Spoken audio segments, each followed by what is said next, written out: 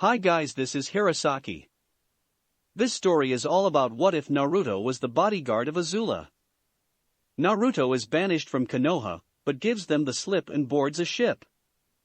Soon after, he is shipwrecked on Ember Island, and is saved by Azula. 3 years later, Naruto is Azula's bodyguard while she hunts for the Avatar, but did he see the last of Konoha? Before we start, kindly like and subscribe to this channel, and look over the description box for the author of this amazing storyline. Welcome aboard. Chapter 40, Dueling and Leaving. Location, Konoha Arena. As most of the crowd in the stands looked down at the field, those who knew the person Kabuto had summoned were in a rage. How can he be that heartless? Tsunade demanded. We knew he would use the Edo Tensei, we just didn't know who he would use. Jiraiya said. We didn't know who he would summon. I must admit, it was a good move on Orochimaru's part. Anoki said with a smirk on his face. It was quite clever too. That ain't right, old man. You say that again, I'll bust your head open like an egg going to the pan. Killer Bee threatened him. Rakage, restrain your brother. I am appalled as well, but I'm willing to admit the brilliance of what he did. The Tsuchikage said with an indifferent tone in his voice, which only seemed to make Bee even angrier. Bee, calm down, A ordered his brother. I can't calm down, brother. The man protested. For doing something like that, I want to tear that snake another. You're not the only one, Bee. Now calm down. Just who the hell is that woman? Kankuro asked, looking at everyone else there. Why is she making you all so pissed off? Be respectful. The Rakage snapped. That is Kushina Uzumaki. Well, who is Kushina Uzumaki? Somebody please, give me a straight answer. She was the wife of the Yondaime Hokage. Baki answered his student's question. She died with him on the 10th of October, the day Naruto Uzumaki was born. When he heard that little tidbit of information, he connected the dots and realized what that meant. Oh fuck. Those 2 words summed up the entire situation perfectly. That's his mother? Katara repeated, horrified as she looked down at the dead woman standing in the field. That's what I just said, isn't it? Jiraiya replied, still glaring daggers at his former teammate. That bastard! Roared an outraged Kiba. Azula sat in silence, looking down at the woman standing in front of the coffin. She's the same woman I met in my dreams after we had gotten out of the swamp. She thought to herself. She really was his mother. How can he do something like that? Hinata asked. Very easily, it appears. Shino told her. While he was just angry as the rest of them, he still remained in control of himself. This is entirely unyouthful. Lee declared. This is what Orochimaru does. Neji told his teammate, anger and cold fury lacing his voice. Is there any way for us to down to the field? Suki asked the shinobi beside her. They had to get down to the field and help their friends. If there was, I would already be down there. Jiraiya told her. Well, Naruto. Orochimaru said with gleeful cruelty. How does it feel, knowing you'll have to fight your mother? His mother. Repeated both Zuko and Sokka in shock and horror when they heard those words. But once they took a closer look, they could see some of the resemblances between the two of them. Naruto, is that really you? Kushina finally spoke as she looked at her son. Son. Yes, it is, Kushina. Orochimaru told her. That's your son over there. I thought I'd give the 2 of you time to get to know each other. You bastard, you're going to have the 2 of us fight. She turned to cast an angry and furious look at him. But he wasn't fazed by it. Well, of course, why else would you be here if not to be forced to kill your own son? You sick freak. Sokka yelled when he heard that. You have no honor. Zuko told Orochimaru with a hard voice. The man was truly nothing but the lowest kind of scum there was. He had thought his father had been bad, but at least he had standards.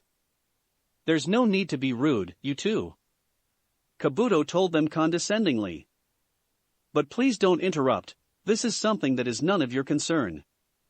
"The same goes for you, Kabuto." Naruto finally spoke out. "So shut up."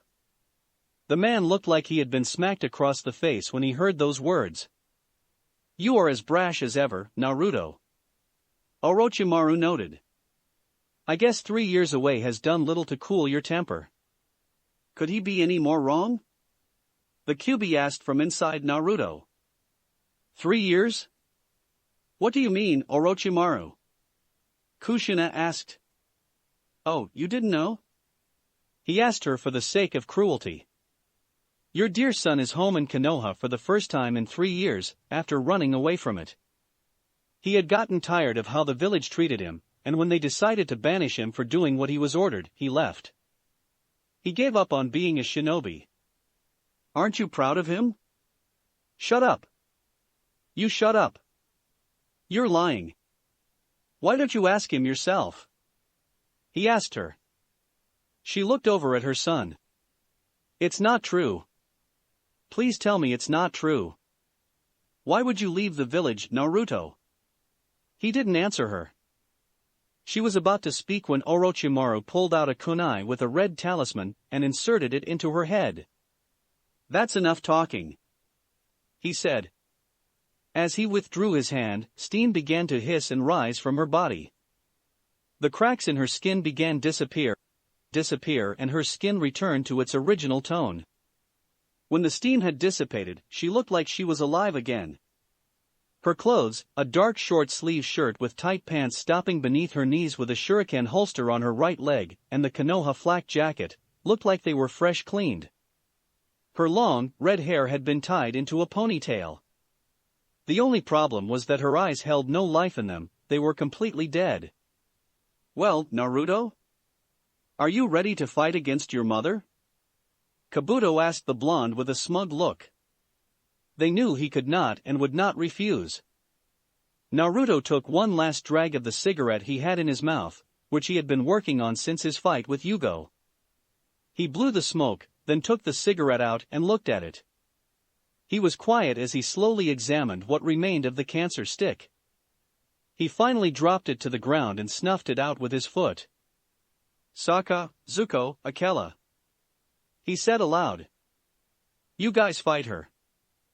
It was safe to assume that almost everyone there was not expecting that response. "Are you sure?" Zuko asked him. He knew this was something the blonde would say, but he wanted to be certain. "Yes. I am. But this is your mother, Naruto," Sokka said. He turned to look at him. "She might be my mother, Sokka. But I don't know her." He turned his attention to a tree behind them. "Besides, you'll have a better chance of beating her."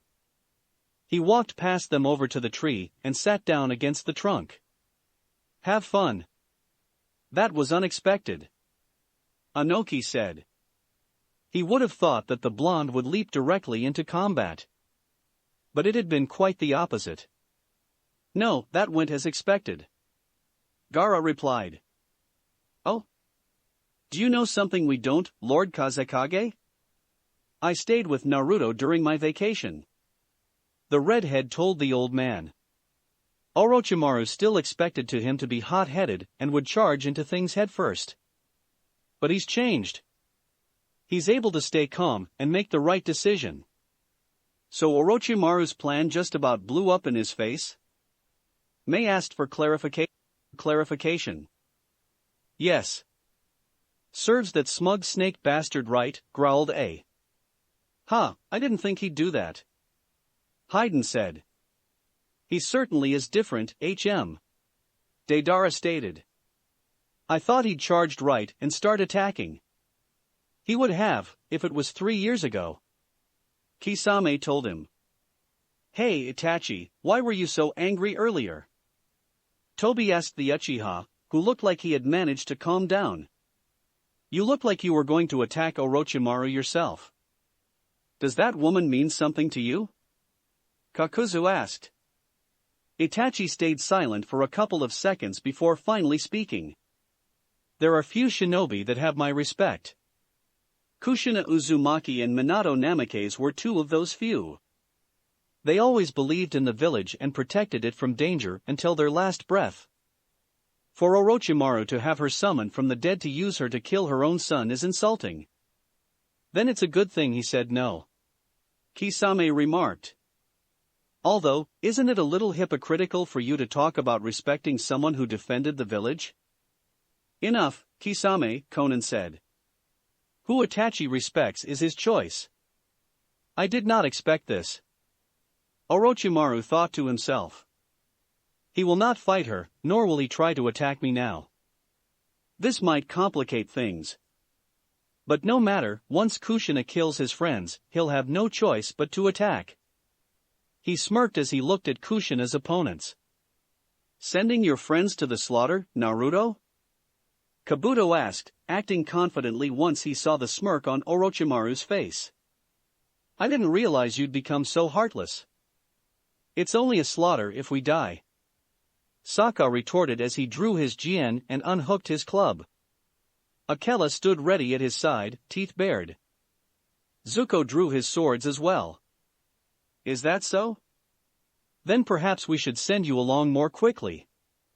He pulled out a scroll and placed it on the ground. He opened it and folded his hands into a hand seal. He muttered a kai before slapping his hand down on the scroll. A cloud of smoke sprouted from the paper, and when it dissipated, a katana laid there. He picked it up and held out for Kushina. She took it with no hesitation. This just got more difficult, Jiraiya said with a grimace once he saw the sword being handed to Kushina. What do you mean, Lord Jiraiya? Tenten asked. Is that katana special somehow? No, but when Kushina wielded a blade when she was alive, she became much more difficult to beat. He gave a sarcastic chuckle. I guess it was to be expected from the niece of the Ken no Ryushu, Lord of Swords. Wait, Kenji Uzumaki was her uncle?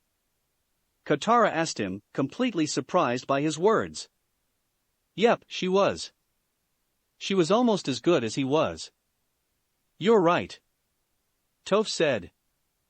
This did just get more complicated. They were silent until Hinata noticed Kiba acting strange. What's the matter, Kiba? She asked him. How can he act like that? How can he act like she doesn't matter to him? He asked in outrage. She's his mother, Kami take it.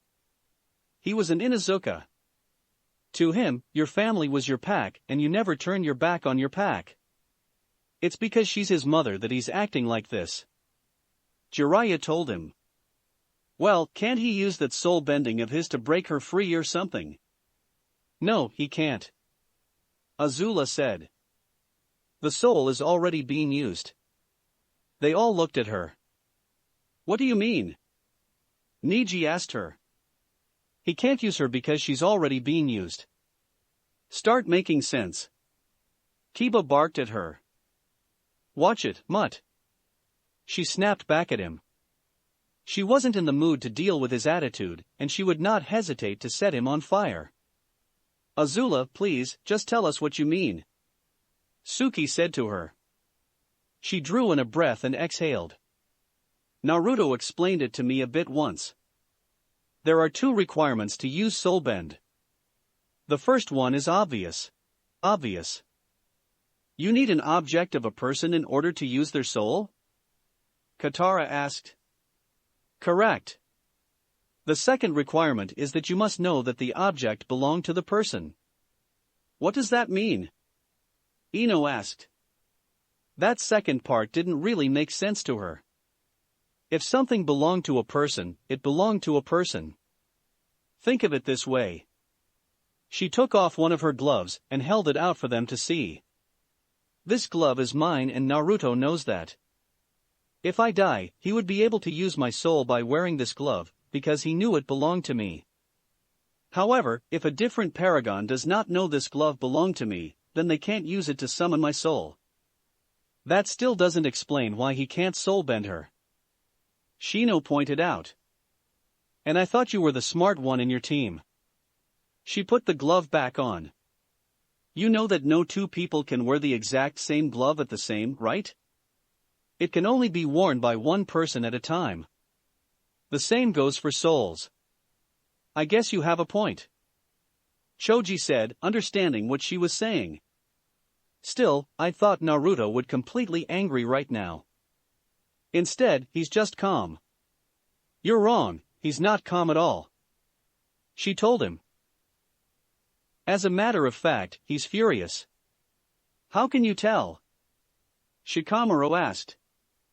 Lesson number 8, your emotions do not control you, you control them. She recited. He's forcing himself to be calm right now. But once he's done, whoever's going to be on the receiving end of his fury will probably deserve it. They stood in silence as they face each other, 3-1. Orochimaru and Kabuto stood back, giving the combatants more room. Naruto hadn't moved from where he sat against the tree. Sokka made the first move.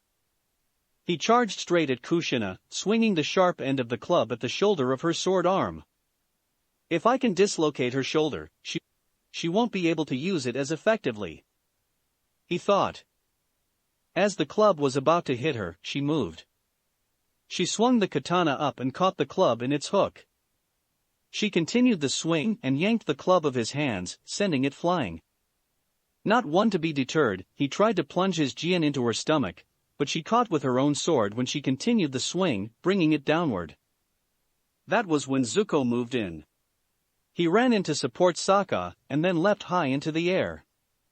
He aimed himself at her and swung his Dao swords at her head.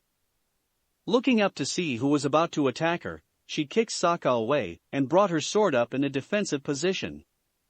The blades clanged against each other as Zuko landed. Akela charged in and went for the legs. She sidestepped to the right and pushed his swords away. Not stopping, she brought the sword down into a slash, aiming for Akela. The wolf leapt away to avoid being struck, and she took the opportunity to swing the blade at Zuko. The blades clashed again, but this time, Zuko was pushed back. She took that opportunity to form a hand seal. Katan, Goryuka no Jutsu, Fire Style, Great Fire Dragon Jutsu. She cried before spewing out a giant dragon head made of fire from her mouth. The dragon head flew at Zuko, intending to burn him to a crisp. However, neither Orochimaru nor Kabuto were aware of what Zuko could do. He stood his ground and sliced the head in two using his Dao swords. He then bent the halves into two streams of fire and sent them back at her, intertwining them as they went. She rolled out of the way of the two streams, but Akela saw an opportunity. He lunged forward and grabbed her leg with his teeth. Pulling with what he had, he tore the leg off just below the knee. He tosses the leg away and moved back. Nice job, Akela, Sokka told him. That should keep her down. Are you sure of that? Orochimaru asked them with an amused smile. The torn leg broke apart, turning into dust and ash. The stuff flew over to the body and began to reattach back to the body. They watched in horror as the leg was literally remade in front of their eyes. Once the damage was fixed, she stood back up. You've got to be kidding, Zuko said in disbelief. Sokka couldn't answer due to the fact she suddenly charged them. Shinken, vacuum sword, she said, swinging the sword in her hand. A gust of wind sprang from the slash she swung and flew towards them. They leapt to different sides to avoid it, but came back together to attack her. Sokka swung high while Zuko swung low. She blocked both strikes by holding her sword out in front of her with the tip pointing to the ground. She pushed the sword up, bringing theirs up along with, and then drew it back. She swung it down in a slash, aiming for both of them. Though they stepped back, she still managed to nick their sides. Rather than press her advantage, she lowered her sword and sheathed it. Both Zuko and Sokka grew confused. What is she doing? Zuko asked. They got their answer when she suddenly rushed them at a blindingly fast pace. When she reached them, she drew her katana and slashed at them in the same motion. It was only due to the hellish month of training Jiraiya put them through that they were able to block her strike. Had they tried to stop her a second later, they would have been sliced in half. While the three of them were in a deadlock, Akela lunged for Kushina. He leapt over the blades and slammed into her chest, sending the both of them to the ground. He tried to tear out her throat out, but she wrapped her legs around him and twisted, slamming him to the ground. She let go, stood back up and then flashed the hand seals. Katan, Hosenka no Jutsu, Fire Style, Phoenix Sage Fire Jutsu. She cried as she spewed several small fireballs at the wolf. But it never touched him.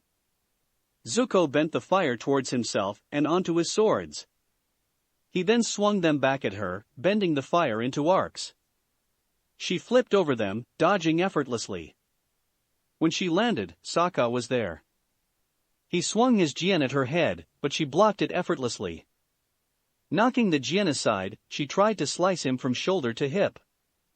He blocked her, and then tried to knock her feet out from under her by hooking his leg behind hers and tripping her. However, as she fell, she pulled herself into backflip. She landed back on her feet, only to duck as Sokka threw his boomerang at her head. As it flew over her head, she stood back up and attacked him. She aimed a thrust at his stomach, but he parried and cut her side. He tried to slice off her legs, but she swatted the Jien away. Before she could attack again, the boomerang came back and sliced through her left shoulder. Sokka caught the boomerang as her entire left arm just fell to the ground.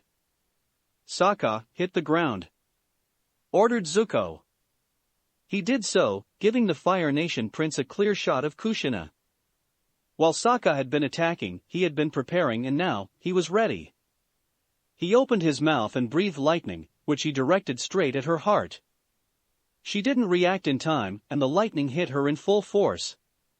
She flew back a couple of feet and fell to the ground when the lightning stopped. There was a hole where her heart had been, it had been a through and through. Please tell me that was enough, Sokka said as he stood back up and moved away from her corpse. But what he was asking for wouldn't happen. Ash and dust began to fill up the hole, and also began to reattach the arm. When the hole was filled and the arm was back in place, she stood back up. This is getting annoying, he declared. Will the two of you stop playing around? Naruto asked from where he sat.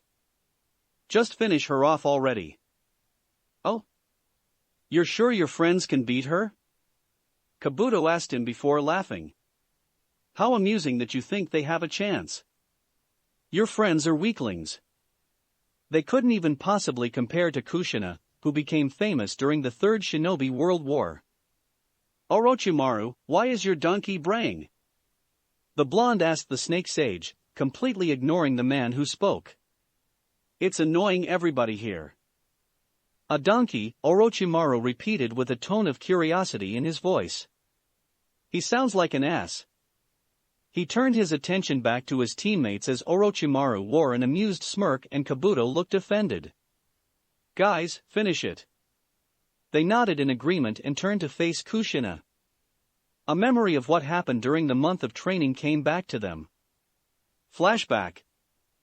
They all sat around the fire, eating their dinner.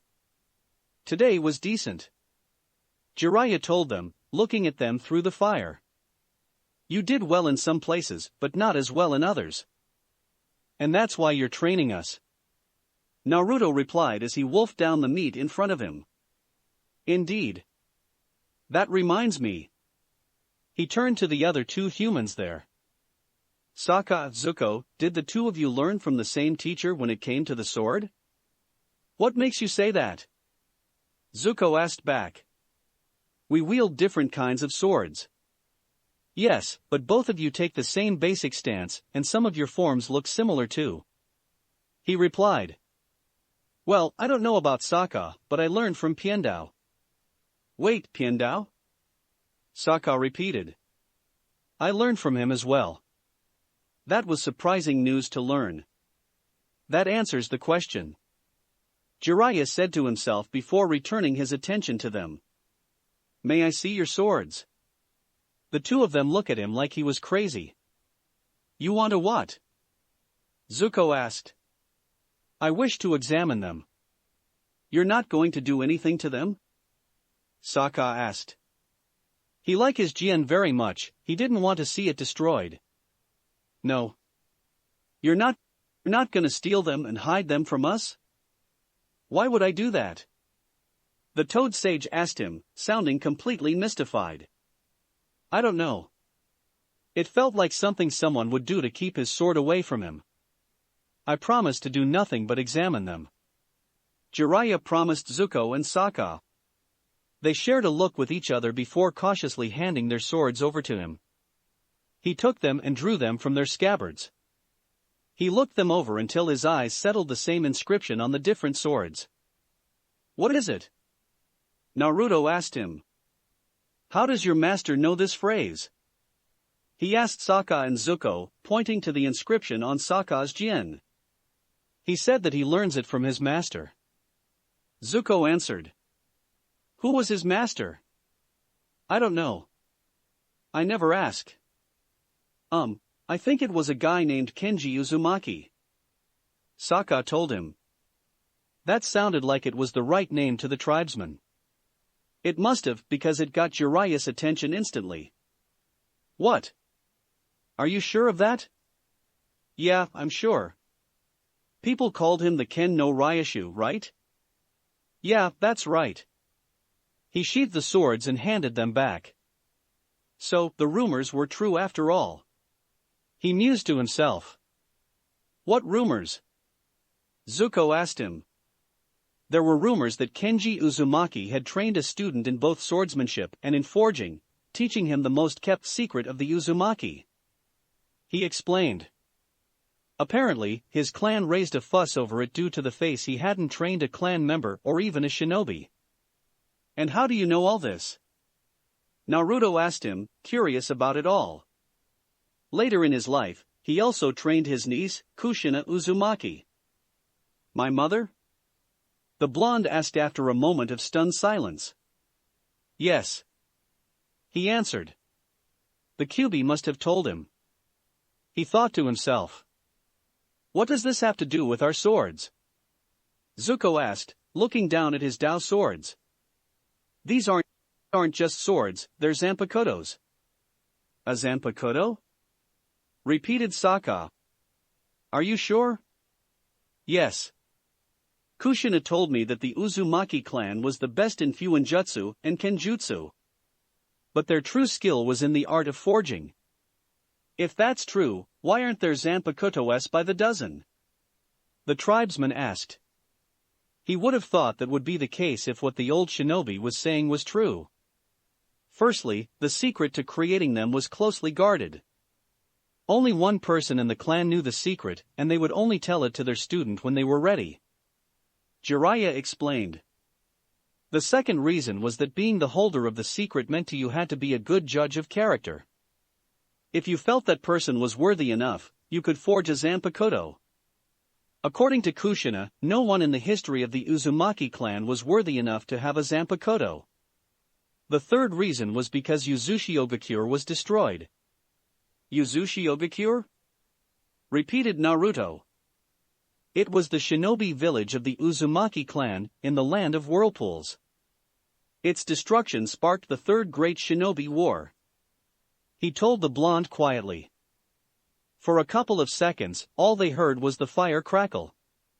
Who destroyed it? We don't know. He answered. No one ever came forward and announced it. That was partly why the war happened. What about the clan? If there were still members of his clan grouped together, then maybe he could find them or something. Most of them were killed in the attack, the rest scattered to the four winds. I'm sorry. Listening to those words made his small hope of finding fellow clansmen disappear. Don't apologize, you didn't attack them. He told Jiraiya. The Toad Sage turned his attention to Sokka. How is it you know what a Zanpakuto is? Saifu told me when I found the tomb. The tribesman said in reply. Who is Saifu? He didn't know this person, and as a shinobi, it was in his best interests to know people. Don't worry, I know him. We can trust what he says. Naruto told him. What do you mean tomb? He asked Sokka. You know how Saifu was the last master of the first paragons? The blonde nodded.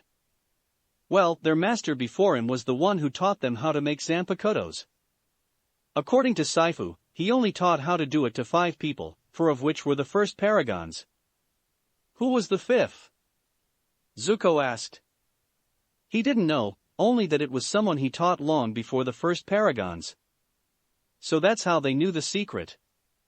Jiraiya muttered to himself when he heard those words. What are you talking about? Naruto asked, looking at the toad sage. Do you know the legend of the Sage of the 6 Paths? Yeah, I actually paid attention that day in class. He always paid attention when it came time for a story. Whether it was history or not didn't matter. Do you remember the part about his sons? Yeah, the eldest felt cheated and challenged the youngest to a fight. Their fight would continue through the generations as the descendants of the elder became the Uchiha, and the descendants of the younger became the Senju. He recited. Did they also tell you that the Uzumaki are distantly related to the Senju? Jiraiya asked him. They left that part out. Where are you going with this? If the Uzumaki are descended from the Sage of the 6 Paths, and they knew how to create a zanpakuto. Oh, I get it. The blonde said, realizing where the old shinobi was going with this conversation and seeing the point. Do you mind telling us what in the name of Agni you're talking about? Zuko asked the 2 of them. Both he and Sokka were completely confused by what they were saying. We know who the 5th person was, that's all. Naruto replied shortly. But the main question is, had you learned their names? Jiraiya asked both Sokka and Zuko, looking them straight in the eye. They have names? Sokka asked in confusion. He just thought it was a sword. Sword. It didn't need a name, did it? From what Kushina told me and what I could research, each zanpakuto has a spirit and the spirit has a name. Both Sokka and Zuko remembered the dreams they had. That must have been the spirit. They thought to themselves. So how do we find out their names? Zuko asked aloud. They have to tell you themselves. Jiraiya told him. But how do we hear them? I'm not sure. He admitted. Kushina told me that it had something to do with going to them. What? How are we supposed to go to them? They're right here. Sokka protested as he gestured at his Jien. Well, she also mentioned something called Jinzen, Blade Zen, but she never actually explained it. Mentally, he was kicking himself for not pumping Kushina for more information about it. Jinzen? Repeated Naruto. You're going to have them meditate in order to reach the spirit inside their sword. Unless you have some kind of accelerant, Jiraiya, that process could take longer than a month. I know that, Naruto. He fell silent. As he tried to think of a solution, he noticed something. Sokka, why are you sweating? Huh? Sweating? The tribesman repeated. Yes, you're sweating. Why? It's a nice night and you're the only one who is sweating. They all looked at him and indeed saw that he was sweating. He wiped his hand across his forehead and looked at the sweat. I guess I'm still not used to this warmer climate. It's been half a year since you left the South Pole. Zuko pointed out. You should have gotten used to it by now.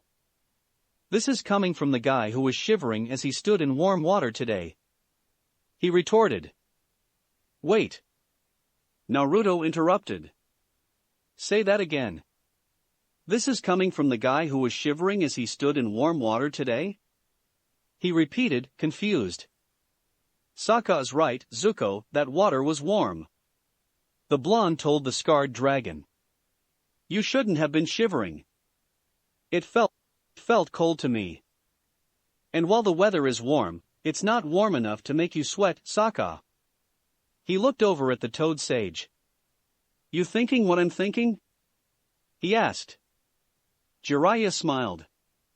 I'm thinking that we just found our accelerant. The next day, as the sun set, Sokka and Zuko were preparing themselves to attempt Jinzen. Both had stripped down to their undergarments. Sokka sat in front of a blazing fire while Zuko sat beneath a waterfall. Both were affected by what was happening to them. Sokka looked like he was sweating buckets while Zuko looked like he was 2 steps away from turning blue. Are you sure this is necessary? Zuko asked, trying to make sure he didn't stutter from the cold. Yes, it is. Jiraiya told him. Now, are the both of you ready? I'm sweating out my existence here. Sokka said in reply. Just tell us what to do already. All right, I want you both to focus on your swords and only your swords. Sokka, I want you to let the fire fill of all of your senses, except for your focus. Zuko, I want you to the same thing with the water. They nodded and then turned their attention to their swords. Sokka's Jian was stabbed into the ground in front of him while Zuko's Dao swords rested on his lap. They focused solely on their swords, trying not to let anything else distract them. As they concentrated, their senses were slowly overcome by one thing.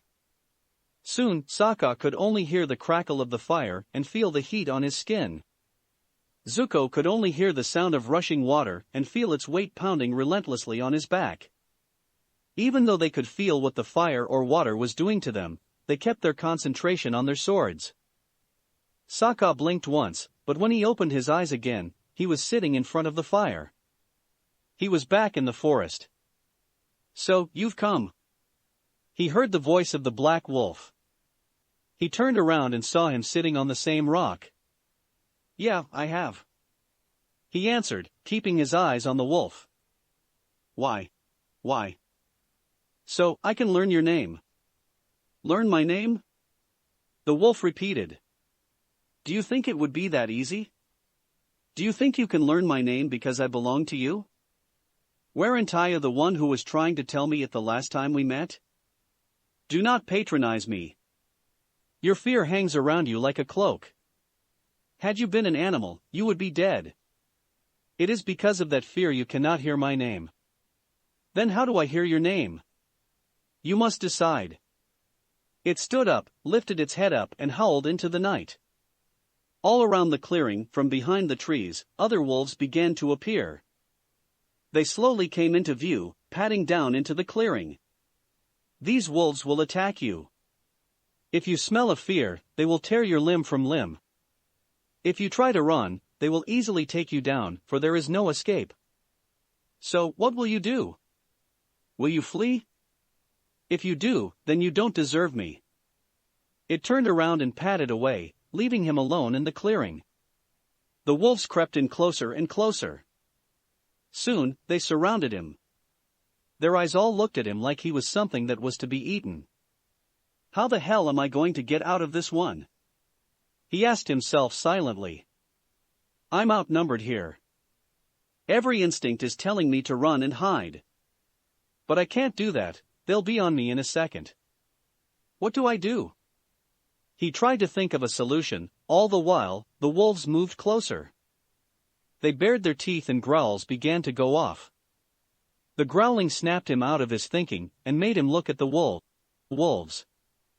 That was when he realized something. Hang on. All the things I'm thinking of are because of fear. These wolves will try to attack me because I smell of fear. If I want to defeat them, I must be rid of fear. He took a deep breath and stared out at the wolves. So, who will be the first to try and kill me? He asked them. A single wolf growled louder and lunged for his throat. As it was airborne, he reached out and grabbed it by the neck. He slammed the wolf into the ground and snapped its neck, killing it. He turned back to the others. Who's next? He demanded. If you want to try and kill me, remember that I am not the prey here. You all are. The growls stopped. The wolves slowly backed away until they turned back around and ran back for the forest. Well done. The black wolf told him as it reappeared, leaping down into the clearing. You have proven yourself to be able to get rid of your fear. Now you'll be able to hear my name. That's what I was hoping for. He turned his gaze on the dead wolf. I just wish I didn't have to kill him to earn that privilege. The wolf gave him a wolfish grin. Who said you killed anyone here? It walked over to the dead wolf and gave it a lick on its face. The wolf opened its eyes again. It stood up, its neck clearly unbroken, and nodded its head to the black wolf. It took off for the forest. In here, if you don't want it to be dead, it doesn't have to be. That was really cool. He stated as he watched the wolf disappear into the forest. Are you ready to hear my voice, Sokka? The black wolf asked. He turned to face it. Yes, I am. Then listen well. My name is. Zuko opened his eyes after blinking. He found himself on the same mountain ledge. What are you doing here? He heard the person from before ask. He turned around and saw him standing out on the air. I came here to find out your name. He replied. Are you serious? After all you did, you have the gall to want to know my name? He all but shouted. Of all the insufferable, egotistical, unbelievable. Is this going to take a while? Shut up. I'm ranting here. I heard. But we need to move on. You can rant later. I can rant later. Oh no, I'm ranting now. No, you're not. He yelled back. I am not going to stand and listen to you complaining about everything I did wrong. I came here so I could know the name of my swords. The echo of his shout rang out through the entire place. The spirit floated in the air, staying silent. If you want to know my name, then you'll prove yourself to me. It's the least you can do after everything I had to put up with you. What do I have to do? Simple. He turned around and started to walk away. You must follow me. What? There's nothing but air. If I try to follow you, I'll fall. He turned back to face him. That's your fear talking. Have you already forgotten the first part of the creed? He continued walking until he had disappeared from sight. Make your choice soon, there's a storm coming. As he spoke, thunderclouds appeared overhead and rain began to fall. The ledge soon became slick with water. If he made a wrong step, he could fall. I can't stay here. I'll be forced over the edge by the rain and the wind. He thought to himself. But if I try to follow him, I'll fall off the edge anyway. And what in the name of Agni did he mean by the creed? What first part? He tried to figure out what the spirit meant. That was when it came to him. He meant the inscriptions. The inscriptions are the creed. The first part said to abandon my fear. He eyed the edge. That's easier said than done. But if I want to live, I have to do it. He took a breath, lifted a foot, and took a step over the edge. As the foot came back down, a small cloud bank formed underneath it and held it. Looking down at it, he took another step, and another cloud bank formed underneath that too. He took a few more hesitant, then grew more confident, and started to run. The cloud banks kept forming underneath his feet until they formed a road for him. He ran and ran, never stopping. He wasn't sure, but he knew that if he stopped, he would fall. Within a few minutes, he saw the spirit again. He doubled his speed and charged straight at him. When he was within a few feet of the spirit, he stopped. You wanted me to follow you. Here I am. He declared. I guess so. The spirit admitted. Take a look around and tell me where we are. He did look around. They stood at the peak of a mountain. Even though the storm still lashed out around them, not a single drop of water or a gust of wind touched them. Above them was a hole in the storm clouds, showing blue skies and the sun shining down on them. We're in the eye of the storm. He declared. This is also where you must be whenever you fight. The spirit told him. You must be able to wield power, but also keep a calm mind whenever you do. If you keep this state of mind, my power is yours to wield. Do you understand? Yes, I do. He looked at the spirit. Have I earned your trust? Yes, you have. You may now learn my name. Then who are you? I am. End flashback. They stood firm with their blades drawn. Zuko held the Dao swords with the blades down and the tips touching. Sokka also held his sword in both hands, pointing downwards. Do you remember what to do? The spirits of their Zanpakutos asked. Abandon our fear. Don't give an inch. Advance and never stop. If we retreat, we will age. Be afraid and we'll die. What are we to do? Defend your kingdom of snow-covered forests. Sokka chanted. Ride the storm and roar fire. Zuko chanted. Then call our names. Kuroga, Black Fang. Cried out Sokka. The Jian split into two and grew heavier in his hands. The blades were a little longer and thicker. He held them in a reverse grip, making them look like actual fangs. Soryu, Twin Dragon! Shouted Zuko. His two swords retained their basic forms, but underwent some changes. The crossguards were replaced with dragon heads, their open mouths holding the blades. Glowing line also came from the mouths, like the dragon heads were breathing something. On the right sword, the color was red and, on the left, they were blue. Chains were attached to the hilt and were embedded in his arms. What are those swords? Kabuto asked himself. They've changed shape and feel different somehow. How interesting, Orochimaru thought to himself. Do you think just because your swords are different, you are safe? He gave a sinister laugh. Kushina, please disprove their theory. He ordered the silent dead corpse. As this was all going on, she had sheathed her sword again. Resting her hand on the hilt, she rushed them in the fast pace as before. But before she was even halfway across, she was forced to draw her sword to protect herself from Sokka, who suddenly appeared in front of her. They stood there, in deadlock. Then, to the surprise of both Orochimaru and Kabuto, he began to push her back. What? How is this possible? Kabuto asked. When I release Kuroga, my speed and my strength are increased. Sokka explained. You'll find it more difficult to kill me now. He pushed her back until he heard the crackle of lightning behind him. He broke the deadlock and stepped off to the side, giving her a clear view of Zuko. He held the left sword by the chain, which somehow elongated itself, and was twirling it in the air like a flail.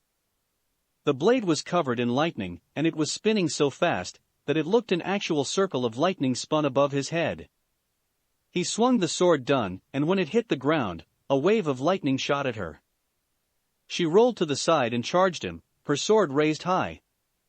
He swung the right sword at her. It flew out of his grip, extending the chain, as it was covered in flames. She took a step back to avoid the sword cutting through her neck, but the arc of fire left behind in its wake caught her by surprise. She was pushed back, burns showing on her face, arms and through the holes burned in the shirt. When Soryu is released, it gives me control over lightning and fire, which are imbued in these swords. He told them. The chains allow me to fight at a distance, and where the chains are, my fire and lightning can go. Impressive, boy, but you're forgetting that Kushina cannot be harmed. You've seen her regrow a leg and a heart. Mere burns will disappear in seconds. Orochimaru told him. He smirked. Are you sure about that? He looked at Kushina and the others followed his gaze. What? The burns should have been gone by now. Kabuto protested. The burns were still there and showed no signs of healing. Hey, Orochimaru, Naruto spoke out. Your teammate had a particular theory about these swords. He believed that any damage they caused to a person brought back to life by the Edo Tensei would be permanent. I guess he was right. He laughed when he saw the surprised expression on the traitor's face. No need to have that look on your face, you should have realized that Jiraiya knew you would use the Edo Tensei. Regardless of who you summoned, they would have faced Sokka and Zuko. Finish this fight, guys. He ordered his teammates. Sokka charged straight at her with both swords at the ready. She raised her sword and ready to defend, but he was too fast for her. He charged past her, his Zanpakuto appearing in a blur. When he stopped, both of her arms simply fell off. Before anything else could happen, Zuko threw both swords at her. The left became a bolt of lightning and plunged through her heart. The right became a ball of fire and hit her head, setting it afire. He pulled them out of her. As they flew back to his hands, the corpse fell to the ground. The fire spread to the rest of the body. They all watched as the corpse burned. When the fire finally died, all that was left was the charred and blackened remains. How? Asked Kabuto. How is this possible? How could she lose to a bunch of weaklings? Just because you don't know them, doesn't mean they're weaklings. Naruto told him as he stood up from where he sat. And who said you could talk? You still sound like an ass. Just shut up and save us the earache. Who are you to tell me what to do, Naruto? You are nothing. You are still the same pathetic shinobi 3 years. You couldn't. Whatever he was going to say next couldn't come out, due to the fact Naruto suddenly appeared in front of him and rammed his knee into his face, breaking his nose and his glasses. I believe I told you to shut up. The blonde told him, quickly and methodically broke his legs, ignoring his screams of pain. He then pulled out a syringe from his back pouch and injected it into his neck. The screams died as Kabuto fell asleep. A knockout drug, Orochimaru noted as he looked on. Weren't you supposed to use that before you broke his legs, Naruto? It'll keep him out cold for about 5 days. He replied without looking at the snake sage. But he prepared his body for the upcoming fight. Such a long time, are you that worried he might somehow come to my defense? Something along those lines, yes. He chuckled. I believe earlier you said you were offered the chance to kill me. Yeah, I plan on doing it real soon. Then why wait? His neck elongated and his head flew at him, his mouth opened and ready to bite. Naruto reacted by swinging his legs into a kick, knocking his head away. Using his heads to push off from the ground, he sprang into a kick and aimed for his opponent's midsection. He hit home and Orochimaru went flying, crashing into the coffin and shattering it. Sokka, Zuko, Akela, back off. Naruto told the 3 of them. This is personal. They nodded in acknowledgement and walked over to the tree, their Zanpakutos returning to their sealed state. Personal, is it? I'm honored. Orochimaru remarked as he stood back up and his neck returned to normal. Sanai to Joshu, many hidden shadow snake hands. He cried, making the same punching motion as before. But instead of a few snakes coming out of his sleeve, many came out and they all flew at Naruto. He reached into his holster and pulled out multiple shuriken. He threw them and then quickly folded his hands through a series of hand seals. Futon, Shinkajin, Wind Style, Vacuum Blade. He spewed wind onto the shurikens, coating them and sharpening them. They tore through the snakes and flew at his opponent. Futon, Daitapa, Wind Style, Great Breakthrough. A huge gust of wind flew out of his mouth. It hit the shurikens and turned them around, sending them back at Naruto, who ducked down to avoid them. Mandara no Jin, formation of 10,000 snakes. Snakes fell from his mouth and slithered over to Naruto, their mouths open ready to attack. He leapt backwards into the air, his hands already going through the motions. Futon, Renkuden, Wind Style, Drilling Air Bullet. He fired off multiple air bullets at the snakes, destroying them. Impressive, Naruto, very impressive. You've grown. Orochimaru praised him as he landed back on the ground. Fighting in a war will do that. You should know. He had to improve, otherwise he would be dead or worse, people under his command would be dead. Indeed, I should. He put his hands on his stomach and pressed upwards. His mouth bugled out, and as he opened it, the head of a snake appeared. It opened its mouth and a sword handle appeared. He grabbed it and pulled the rest of the sword out, revealing it to be a katana. Why can't you just have that in a scabbard like the rest of us? The blonde asked him as he eyed the Kusanagi no Tsurugi, grass-mowing sword. I swear you get a kick out of being disgusting. He chuckled. Why don't you draw your Jien, Naruto? I'll draw it when I feel like it. It's not like you can make me do it any sooner. Why don't we put that suggestion to the test? He lunged forward, his sword in a thrusting position. He aimed for the stomach, but his opponent bent backwards, so the sword would just pass over him. He brought himself into a handstand, and then swung his legs into a rotating kick. The first kick hit his opponent's midsection, but Orochimaru caught the second kick with his free hand. You'll have to do better than that, he remarked. He grabbed the leg and yanked it, sending him crashing down to the ground. He swung the Kusanagi at his head, but he caught it with his hands. I know, Naruto replied. He folded his legs back and then shot them at his opponent's stomach. The force and power of the kick forced the traitor to step back, pulling the sword with him. It sliced open Naruto's hands, letting blood spill out as he stood back up.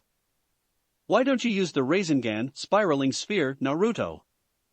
I'm surprised you haven't used it yet, he remarked as he watches the cuts on the blonde's hands heal themselves. His opponent's answer was to reach into his holster and throw shuriken at him. He lifted his sword and swatted them aside with casual ease. But that was what Naruto was counting on. As soon as Orochimaru had raised the Kusanagi up to swat the shuriken aside, he charged forward, already concentrating his chakra into his hand. Rasengan, he yelled as he rammed the completed jutsu into his chest. The jutsu expanded and sent Orochimaru flying away. As he crashed into the ground, there was a big hole in his shirt along with blood seeping from a large wound in his chest. As both Sokka and Zuko began to think he was dead, his mouth opened and two hands emerged from it, followed by the arms and the rest of a slime-covered Orochimaru. Shedding your skin, I guess you are a snake after all, Naruto remarked as he watches the previous skin of Orochimaru rapidly decompose before breaking apart and drifting away on the wind. I see you've gotten better at using the Rasengan, Orochimaru praised him. But I am disappointed you did not try to add your element to it. Who says I didn't? He asked. Then please, by all means, try it on me. Nah, it'd be a waste of chakra. Besides, I'm winning. And how do you figure that? Your reactions are getting slower, your attacks are getting stiffer, and you're supposed to be fast enough to shed your skin while flying backwards from a jutsu. Instead, you shed it after landing. His face sprouted a smirk. The body you have is rejecting you, isn't it? You figure this would be quick and easy, so you didn't bother switching bodies. How lucky for me. Jiraiya told you all of this, didn't he? Orochimaru asked him. If he was a lesser person, he would have frowned. I was training with him for a month and we both knew you'd be coming. Late-night discussions did come around. And to think, he tried to convince me to come back to the village once. Yeah well, he stopped trying a long time ago. Indeed he has. Now, he tries to have me killed. You brought it on yourself when you crossed the line, the blonde said with a dangerous scowl on his face. And which line would that be? You know damn well which one. The scowl turned into a glare. He chuckled. How ironic that you, who acted once much like my old teammate, chose to leave the village while Sasuke, who is almost identical to myself, chose to stay. Tell me, Naruto, if Sasuke had been successful in coming to me, would you have stayed in Konoha? I guess it'd depend on whether the civilian council would have me killed or not. Fair enough of an answer. Shall we finish this fight? No. I'm ending it. And do you plan to do that? He asked Naruto. Although you might have experience in war, I do as well, and mine far outstrips yours. I am quite capable of beating you, even in this weakened state. It's not the amount. It's what you learn with it. Weren't you the one who wanted to master all the jutsus out there? You must learn all of the names of the jutsus created.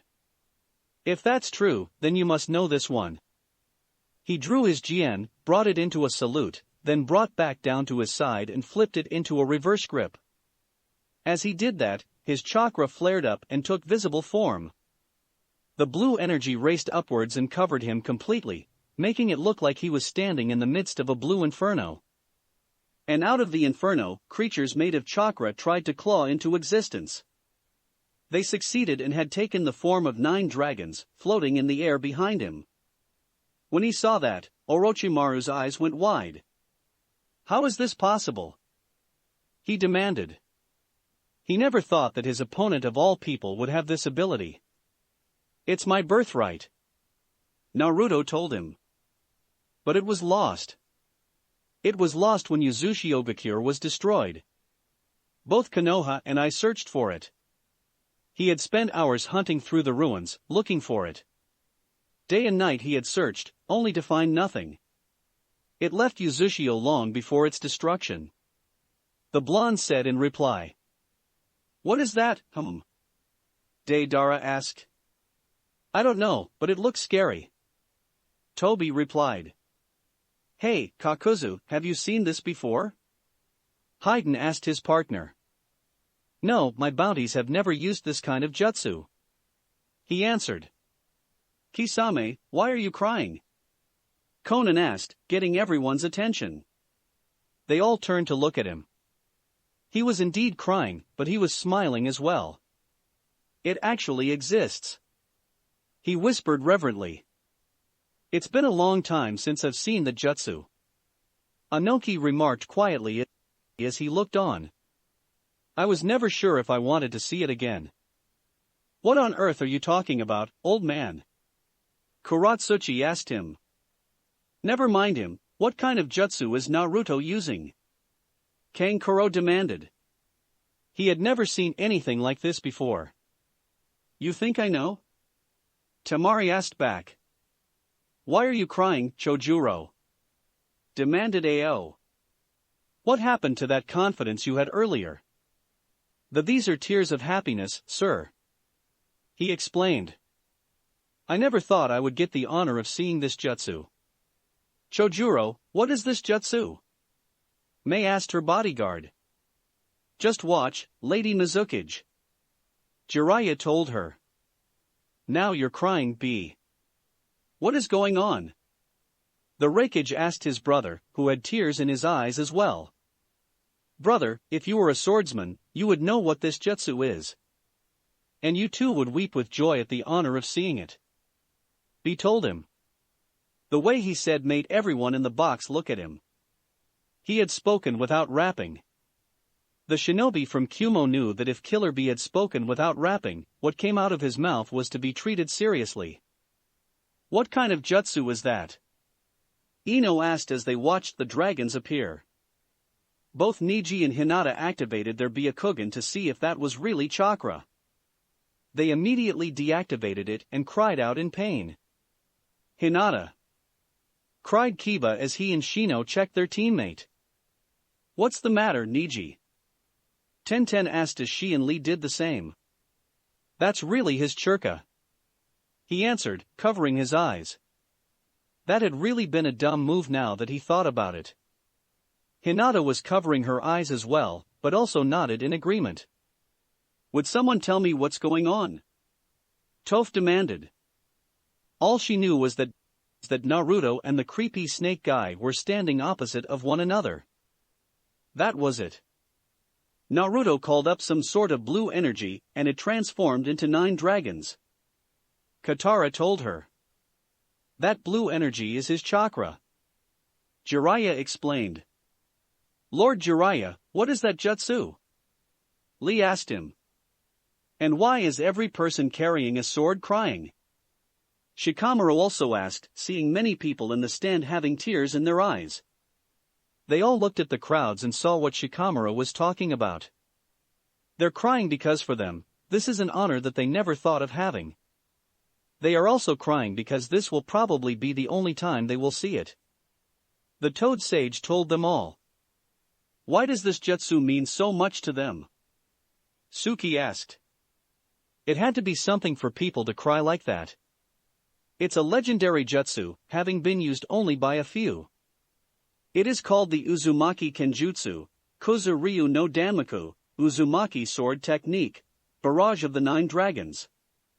I can see where one part of that comes from. Azula remarked as she looked at the blue dragons. So how does it work? It's a simple barrage of punches, kicks and sword strikes. He told her and, by extension, everyone else there. Each dragon is 9 sword strikes, 9 kicks and 9 punches. All in all, the total amount of hits is 243. Doesn't it sound a little much? Ino asked. Kid, this is the jutsu that ended the First Shinobi World War. Jiraiya told her. You serious? Asked Kiba. You guys know that the Land of Water is a collection of islands, right? He asked the shinobi. They nodded while the others looked both interested and curious. Before the First World War, it used to be one big island. You're kidding. Choji said in protest. No, I am not. This jutsu was used when the head of the Uzumaki clan at that time and the Shodan Mizukage fought each other. The last attack of the jutsu, the Tenryutai no Hoko, Roar of the Heavenly Dragon Emperor, killed the Mizukage and caused the outermost parts of the island to break off. Some drifted away little bit, others fell beneath the ocean. The Land of Water was in a hectic time after that. And now, Naruto knows how to use this jutsu. Shikamaru stated. What a drag.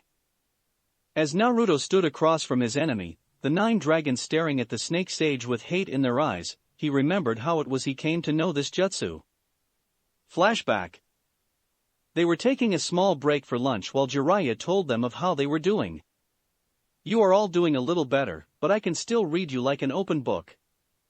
Even though the two of you have been practicing with your Zanpakutos, it's still easy to beat you.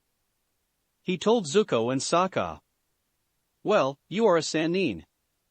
It'd probably take us more than a month of hellish training to beat you. Naruto remarked from where he sat on the ground. He was taking every opportunity to do so. I wouldn't put that on a scroll yet. Oh. That reminds me. Sokka said before reaching over for his bag. He dug through it before pulling out what he was looking for. Here it is. He exclaimed as he held a scroll in his hands.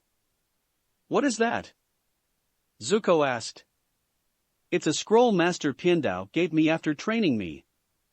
It's supposed to only be opened and read by an Uzumaki. He offered the scroll to Naruto. So, it's yours. The blonde took the scroll and looked it over.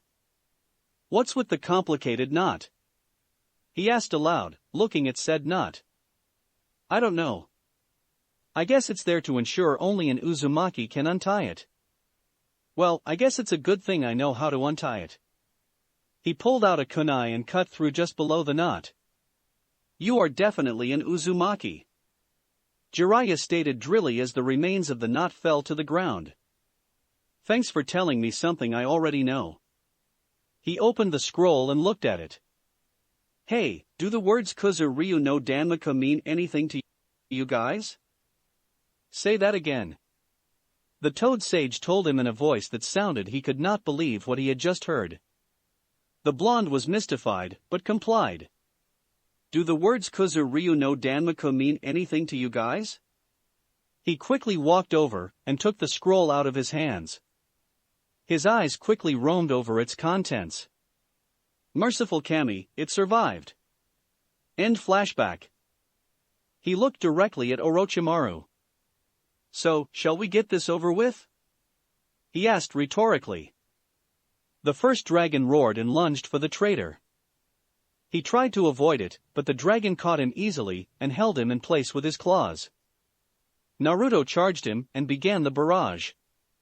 When he stopped, the dragon tossed him away like a rag doll. He tried to stand and move, but the second dragon pinned him to the ground. The assault continued.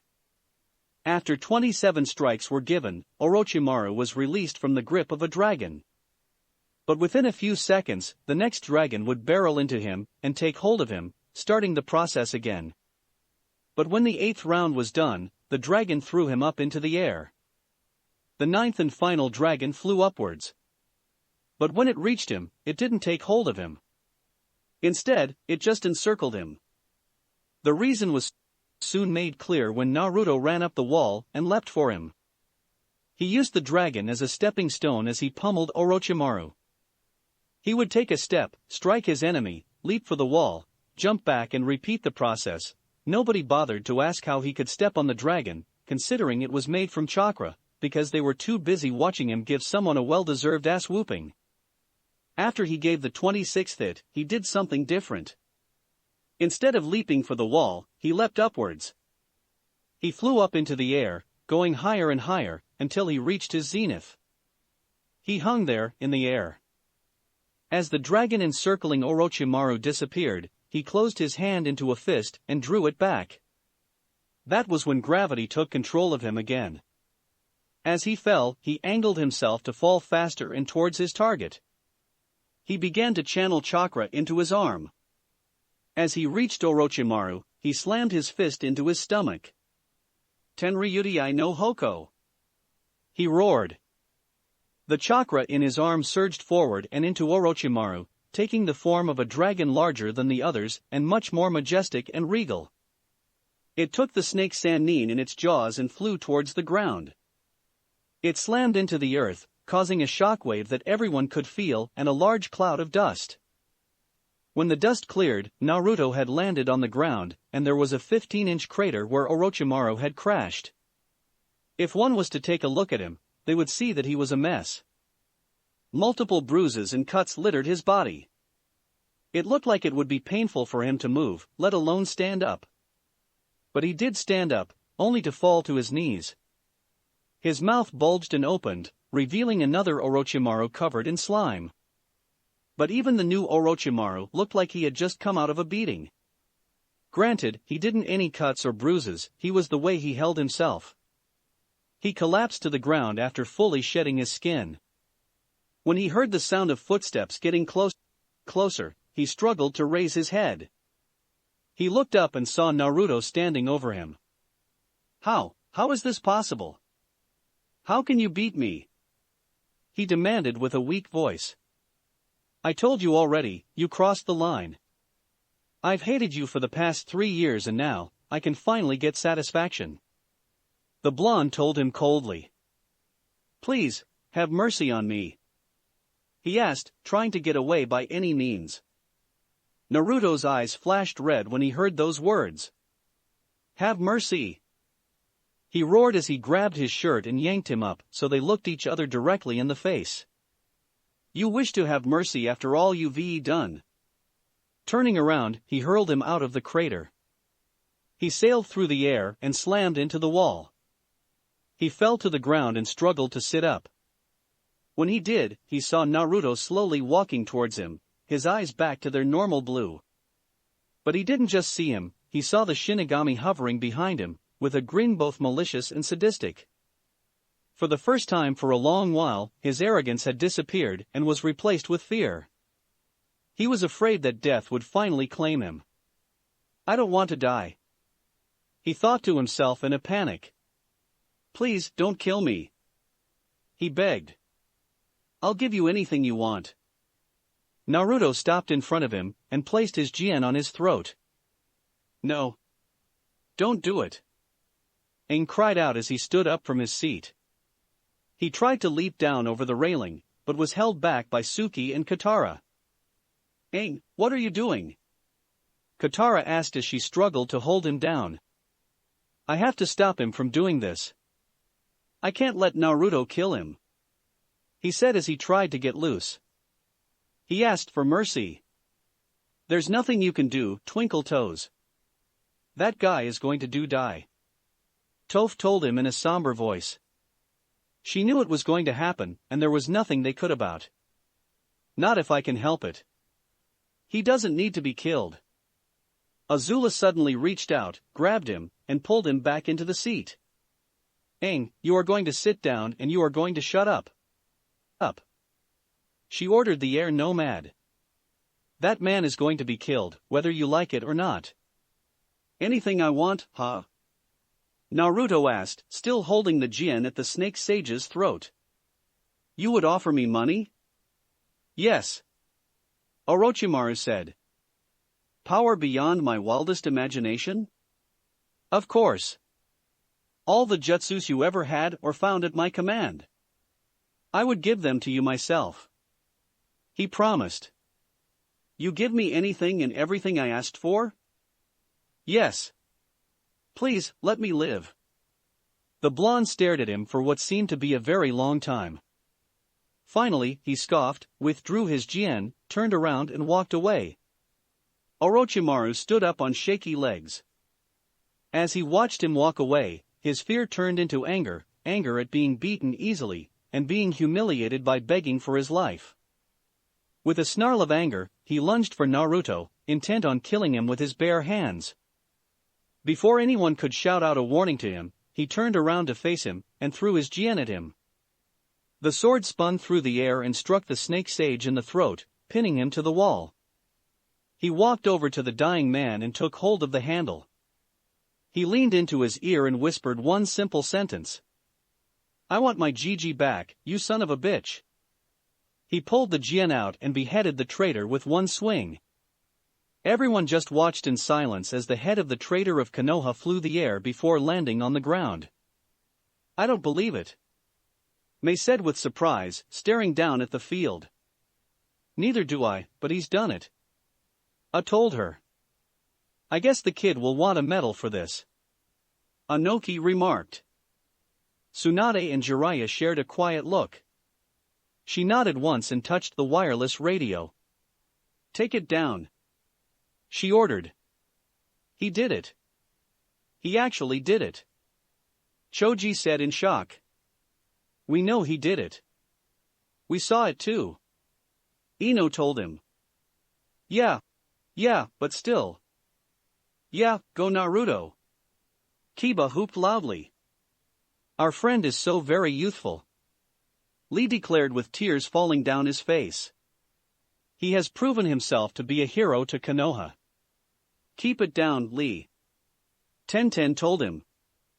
We might agree with you, but you don't need to tell to everyone here that. He can tell it to Naruto himself. Neji said. The seal has been deactivated. They all looked up and saw that the seal was visibly coming down. When it had disappeared, they were going to leap down and congratulate him when smoke began to sprout up in the stands, the Kage box, the booths and on the field. What the hell? Who threw the smoke bombs? Kiba demanded. Are we under attack? Hinata asked. Who would be attacking us? Ino asked. Maybe this isn't an attack. Shikamaru said, concentrating. This could be a... His eyes went wide at the realization. This could be a what? Choji asked him. It could be a distraction. He finished. As he said that, the smoke in the arena began to clear. When it was all gone, the body and head of Orochimaru were still there. But Sokka, Akela, Zuko, and Naruto were not. They're gone. Lee cried out. Where did they go? They are not the only ones who are missing. Shino told him. The seats holding Aang, Toph, Suki, Katara, and Azula were empty. Jiraiya was gone too. Location, Team Avatar. They raced down an empty street away from the arena. Is everything ready? Naruto asked Jiraiya as they ran. Time was of the essence now. Of course, they're waiting for us outside the aviary. I have a clone watching them. He answered. What are you talking about? Katara asked, trying to make sure she didn't fall behind. Who are they? No time to answer, just run. Naruto ordered her. They kept on running until they hit the aviary. Standing outside of the building was Momo, Fanning, and Appa. They were being watched by another Jiraiya who, when he saw the original, disappeared in a plume of smoke. Is everyone here? Jiraiya asked as they gathered around the animals. Looks like it. Sokka answered as he and Zuko counted heads. Everyone was there. Let's move it along, Jiraiya. Naruto told him. Not unless we want company. He kept looking back at where they had come from. He was fairly certain he was already a faint outline of Lee coming straight at them. I'm already done. He replied, finishing the hand seals. He slammed his hand onto the ground and a seal array appeared around them. The array glowed white and they were engulfed in smoke. They all felt a brief moment of being squeezed tightly together. But when the feeling disappeared and the smoke cleared, they saw that they were not in Konoha. They were in the Royal Beach House back on Ember Island. Wah, how can we be? Aang tried to ask, but he was too stunned. Thanks for doing this, Giratora. Jiraiya thanked a nearby toad, who was standing over a used seal tag. Not a problem. I'll see you later. He replied before disappearing in a plume of smoke. Are we really back?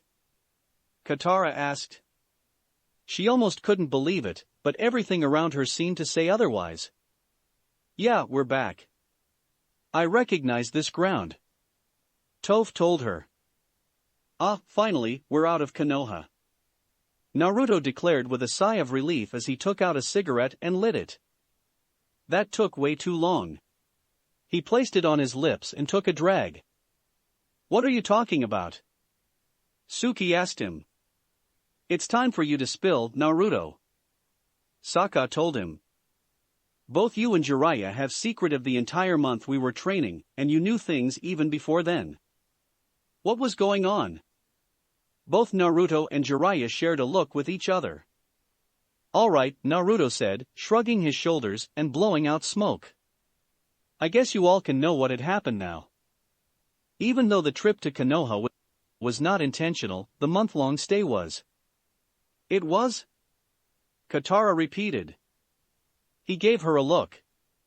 Come on, Katara. Do you really think I'd stayed there for a month with no plans of escaping?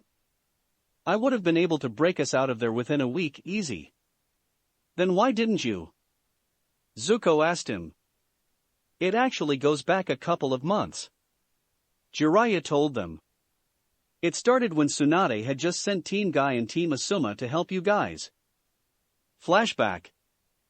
The thought of Naruto being a shinobi that hasn't been seen since the clan wars chilled them. But that was a momentary thought. You didn't come back here just to discuss Naruto. Tsunade said. What else did you bring? My contacts have been telling me disturbing news. He told her. It seems that Orochimaru has been sending shinobi to track Sasuke every time he leaves the village. Kami take it. She swore. Have there been attempts to take him?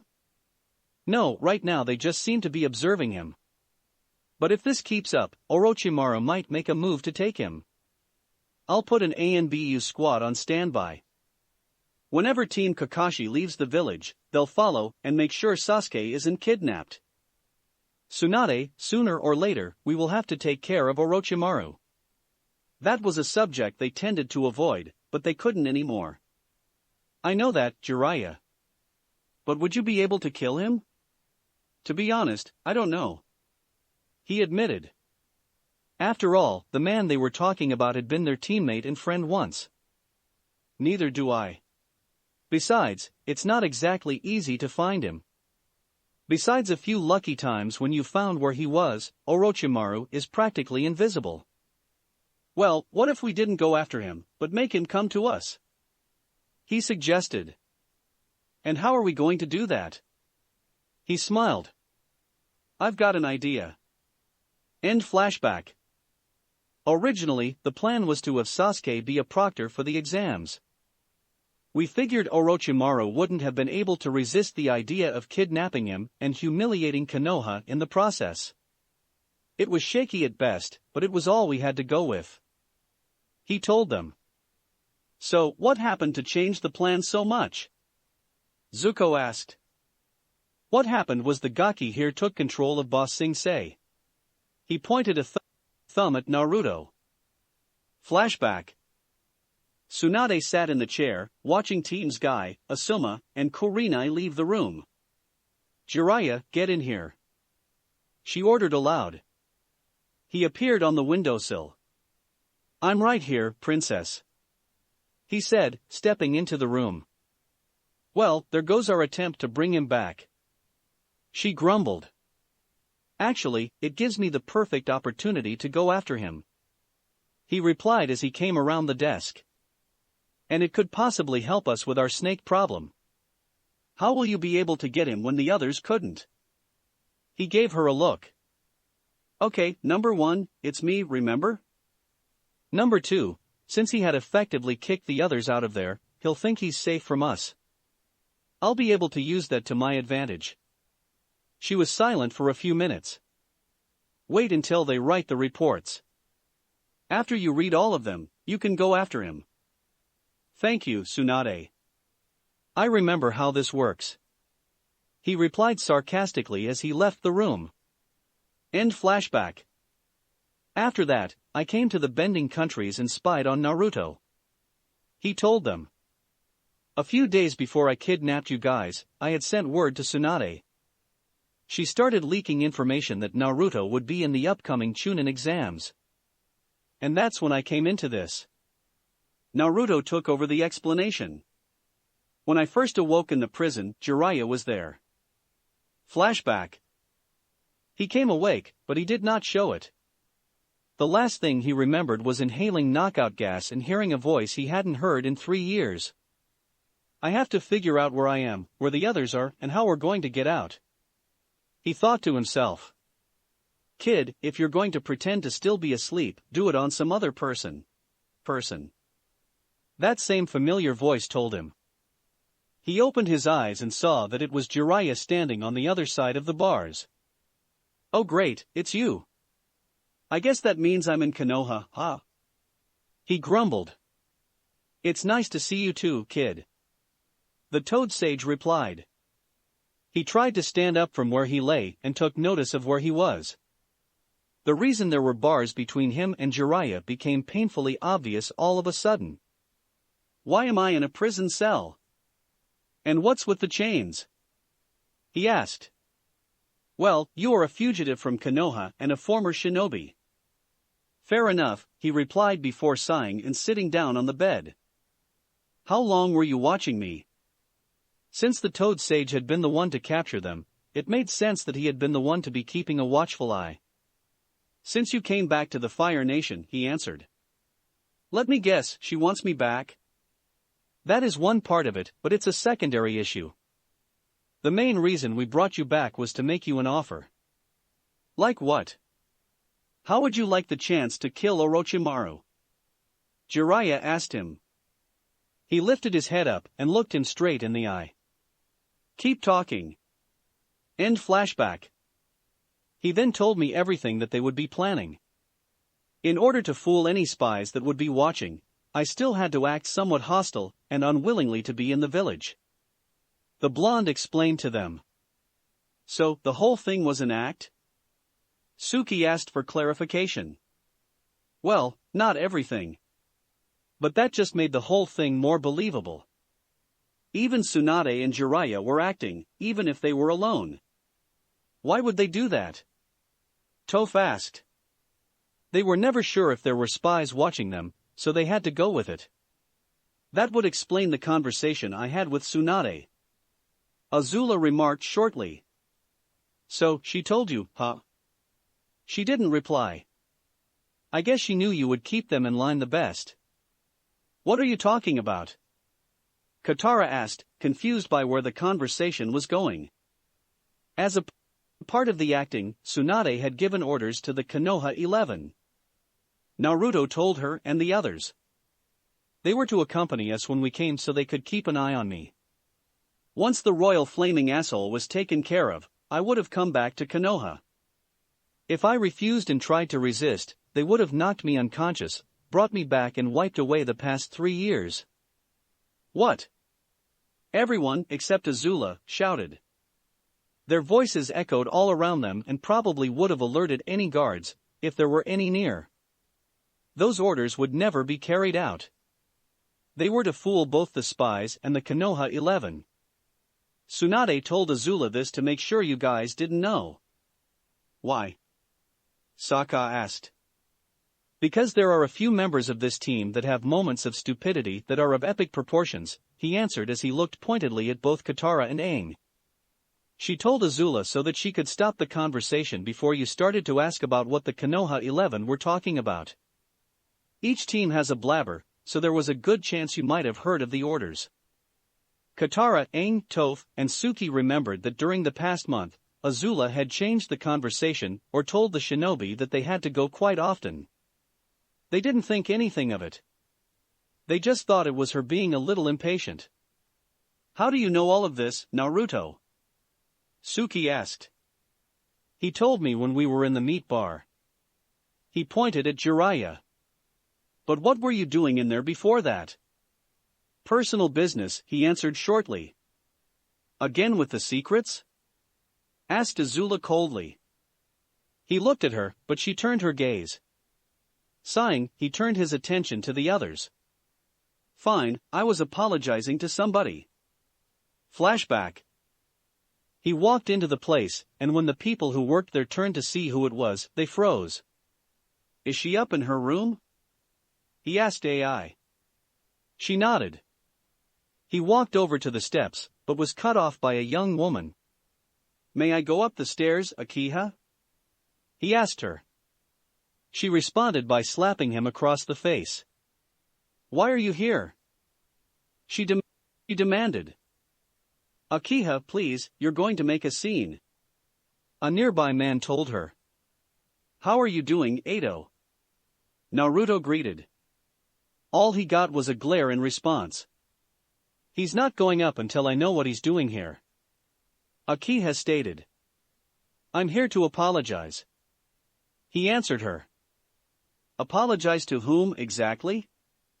There are quite a few people here who deserve an apology from you. He's going to apologize to Mama. AI told her quietly. She looked at her and then at him. Is that true? She asked. He nodded. Then get up there. She stepped out of his way, and he started to climb the stairs. He climbed up and up, until the noise downstairs became nothing but a dull sound. Finally, he stopped at a door. Reaching out, he knocked on it. Mama, are you in there? He called out. It's Naruto. There was silence for a few seconds before he got an answer. Come in. A woman's voice ordered him. He opened the door and started to walk in, only to get a hard fist in his stomach. Cammy, I think I preferred it when you smacked the back of my head. He wheezed out, trying not to fall to the ground. After what you did, you deserve that. A middle-aged woman with streaks of gray in her black hair told him curtly. She removed her fist from his stomach and walked back into the room. Yeah, I know. He followed her into the room. It was a little spacious, but that was to be expected. It was her room after all. So why are you here? She asked him, turning back around to face him once he was in the room proper. To say I'm sorry. Her gaze turned hard at those words. Sorry for what? I'm sorry for leaving without saying goodbye. He finished after a moment of silence. I know I should have, but I just couldn't. And why is that? If I said goodbye, everyone would have tried to convince me to stay. He told her. They probably would have told me that everything would have turned out all right. I didn't want to face that, not after what I had just gone through. This entire place has thought of you as family. She told him with fury in her voice. We gave you food and shelter. When someone tried to hurt you, we protected you. You were always welcomed here, and you spat on that by not even giving us the decency of saying goodbye when you left the village for places unknown. I know. How many times will I have to apologize? She marched right up to him and looked him in the eye. He readied himself for another punch or a slap. Instead, she pulled him into a tight hug. You've apologized enough already, she told him. He returned the hug with equal measure. When they broke the hug, they both noticed Jiraiya was at the door. Hey, he said. How long were you there? She asked him. I walked in as you were hugging. What do you need, Jiraiya? Naruto asked him. You kid. He looked over at her, who simply nodded. Come on. He turned around and walked down the stairs. Naruto followed him. They walked down the stairs and out of the building. Where are we going? He asked as they walked through the streets. The farther they went, the fewer people they would pass. Which the blonde felt was good, as he didn't have to put up with their looks. You'll see. The toad sage answered shortly. They kept on walking down the streets and through the nights until they stopped before a gate. We're here. Why are we at the cemetery? Naruto asked him, instantly recognizing where they were. I figured you wanted to pay your respects to someone. They walked through the cemetery until they stopped in front of a statue of a flame. On the base that held the statue were the kanjis for Hokage. Do you want some time alone? No. He answered after a few seconds of silence. Do you miss him? I miss everyone I've lost. Jiraiya told him. But yeah, I miss him. What about you? Every single day, there are times when I've missed the smell of his pipe. He heard the sound of hands digging through pockets. He looked over and saw Jiraiya holding out a pack of cigarettes to him. What are those for? It's the brand he used to smoke before he switched to the pipe. I always carried a pack around for sentimental reasons. If you miss the smell, this might help a bit. He took one, placed it in his mouth, and lit with the help of lighter Jiraiya held. He took a drag and began to cough. How do you people do this? He demanded as he wheezed. The old shinobi just laughed at that and smiled at him. It takes a little practice. Try going slower on the next drag. They stood in silence as Naruto figured out how to properly smoke. Once he had figured it out, he looked over at the toad sage. So, what's going to happen? He asked, becoming all business. Tsunade will give the Konoha 11 orders. Jiraiya said to him, being all business as well. They are going to think that after the exams, they will follow you back to the bending countries to help with the Fire Lord. Once he is taken care, they will return to the village, and you are supposed to come with. If you refused, they will take you back by force and wipe your memories of the past 3 years. That's harsh. I'm glad that's not happening. Is it all the members of the Konoha 11?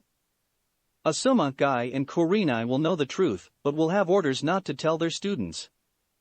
Good to know. Is there anyone else in on the game? Only a few people the Hokage has told herself. We have to keep things as genuine as possible. Not even Shizen knows what we're doing. And why is that? We don't know if the spies will track her as well. Just keep in mind that at least one person in each exam will know what we're doing. And what are the exams? That was the key. He and his team had to pass the first 2 exams in order for him to kill Orochimaru. Exactly the same as the last one you took. That way, you know what to do. Nothing will be changed? He asked for clarification. Not a thing. End flashback. So that's how you got your information. Sokka said, realizing what that meant. Pretty much, yeah, he agreed. But the information wasn't all. The exams themselves were rigged. Really? Asked Zuko. They didn't seem like that to him. The blonde nodded. In the first exam, the Chunins failed Jinin who hadn't been caught cheating 5 times.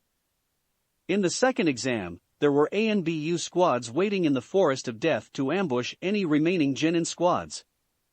What for? Asked Suki. So that only my team and Orochimaru's team got to the final exam, he answered. It was my job in the first exam to target them, and let the proctors know who they were.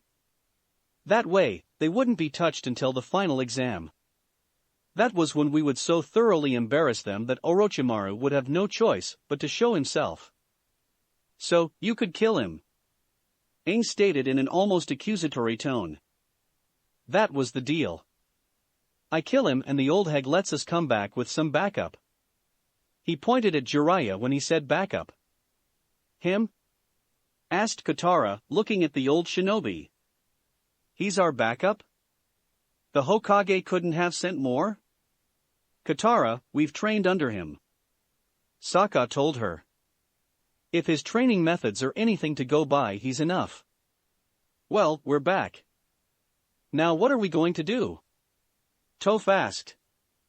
Let's go make sure our things are all still here. Then we get some food. Zuko suggested. Everyone agreed and they all walked away. Jiraiya followed in order to find a room he could use. In the end, all who were left in the courtyard were Naruto and Azula.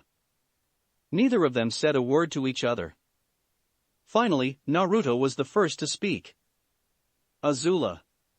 He began to say, only to stop when she gave him a cold glare. I have to go make sure all my things are still here. She told him curtly before walking away and leaving him in the courtyard. He stared at her as she walked away. Out of the frying pan and into the fire, huh, Kit? The QB commented as she disappeared into the house. You shut up. He ordered silently as he walked into the house as well. You were the one who caused this fire. So were you, Kit. So were you. Chapter 41, Arguing and Finding. Location, Beach House. It had been a full day since they came back. They had gotten lucky as they still had a few days before the comet. Now, they sat down to breakfast. Everyone sleep well? Katara asked as she started serving everyone. I slept well enough. Suki answered from where she sat. Same here, Toph said. I know our stay in Konoha wasn't by any means harsh, but it's nice to be back. Aang told the waterbender. Yeah, you're right. She agreed before looking around. Hey, where are Sokka and the other guys?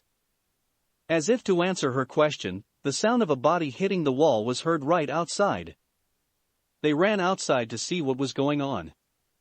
What they saw was a 3-on-1 fight between Sokka, Naruto, and Zuko against Jiraiya.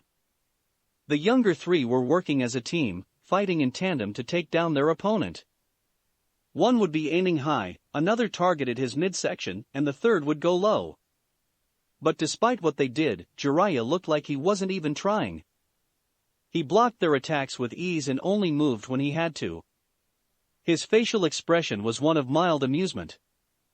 The fight went on until all their feet were on the ground. He crouched down and swept their legs out from underneath them. They fell to the ground and he stood over them with an amused smile. How's the view? He asked them. We're looking at your ugly mug. Naruto replied as they stood back up. So, it's not a great one. What are you talking about? The ladies love this mug. You keep telling yourself that, FS-sensei.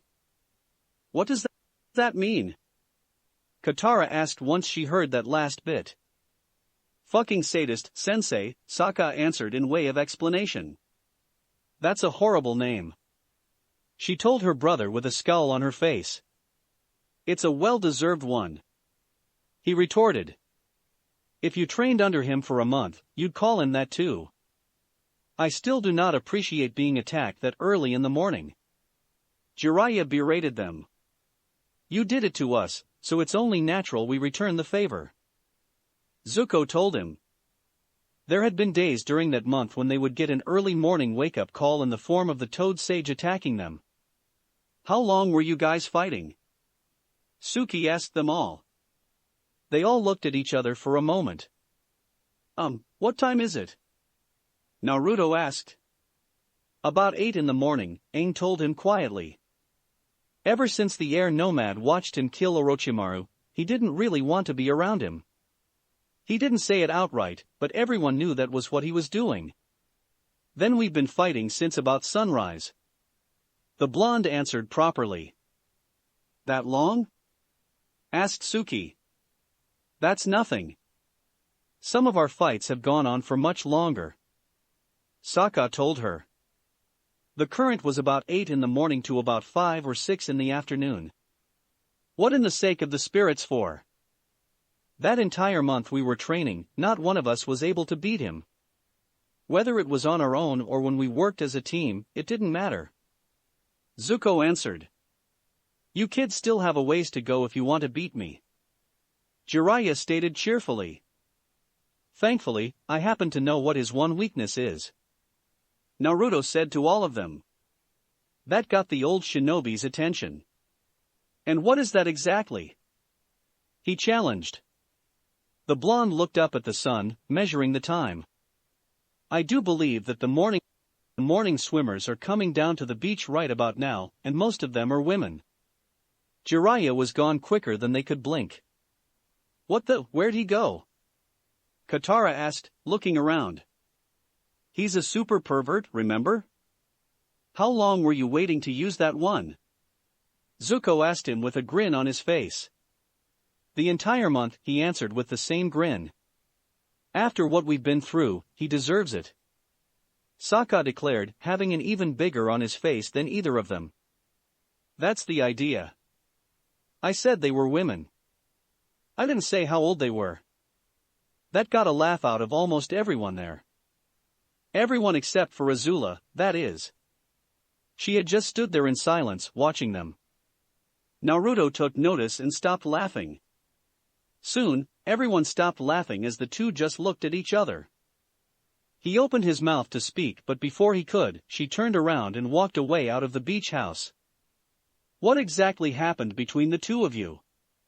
Toph asked him. "It's a private matter," he told her curtly before going after Azula. They watched as he ran out of the beach house. "Anyone want to tell me what that was all about?" Suki asked. "Hey, we're as much in the dark as you guys are," Sokka told her. "All we know is that the two had a fight." Location: Azula. She walked through the forest with angry steps. She felt conflicted about Naruto. She knew that she shouldn't trust him because of his secrets and should feel hurt because of them. But she still couldn't help loving him. "For Agni's sake, what is wrong with me?" she asked herself. "He's been keeping secret after secret from me. I shouldn't be able to trust him after all the things he's kept from me. But every time I look at him, I can't help but be in love with him." She gave a mental scream. "Why is this happening with me?" "Azula," Naruto said from behind her, making her spin around to face him. "We need to talk." "We need to talk?" she repeated. "You should have done that a long time ago. I had my reasons for keeping my secrets, you know that. And you couldn't tell me because you were afraid I looked at you differently, is that it?" she asked sarcastically. "You're doing it already. This is not me knowing about your little furry problem. This is me being angry at the number of secrets you have." "Little furry problem," repeated the QB, sounding very outraged. "Excuse me, but I am a big furry problem. Would you keep quiet?" His Jinchuriki asked him. "You've never had a problem with my secrets before," he told her. "No, I had a problem, but I never pushed you about it," she replied. "So why now?"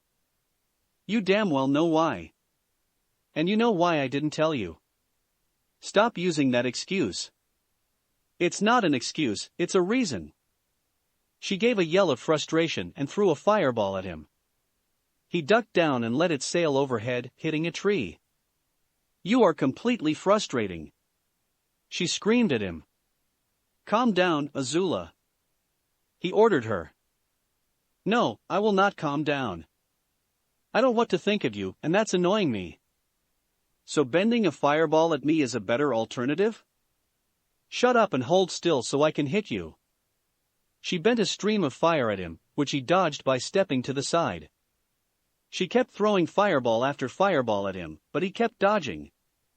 He stayed low and kept moving forward to her. When he finally reached her, he tried to grab her hands. However, she remembered how he stopped her the last time that happened. She drew her hands back, crouched down and knocked his legs out from under him. He fell to the ground and rolled out of the way from a fireball. He leapt up and then lunged for her midsection. They crashed to the ground together as he grabbed her.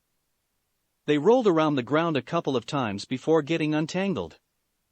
They rolled away from each other and leapt back onto their feet.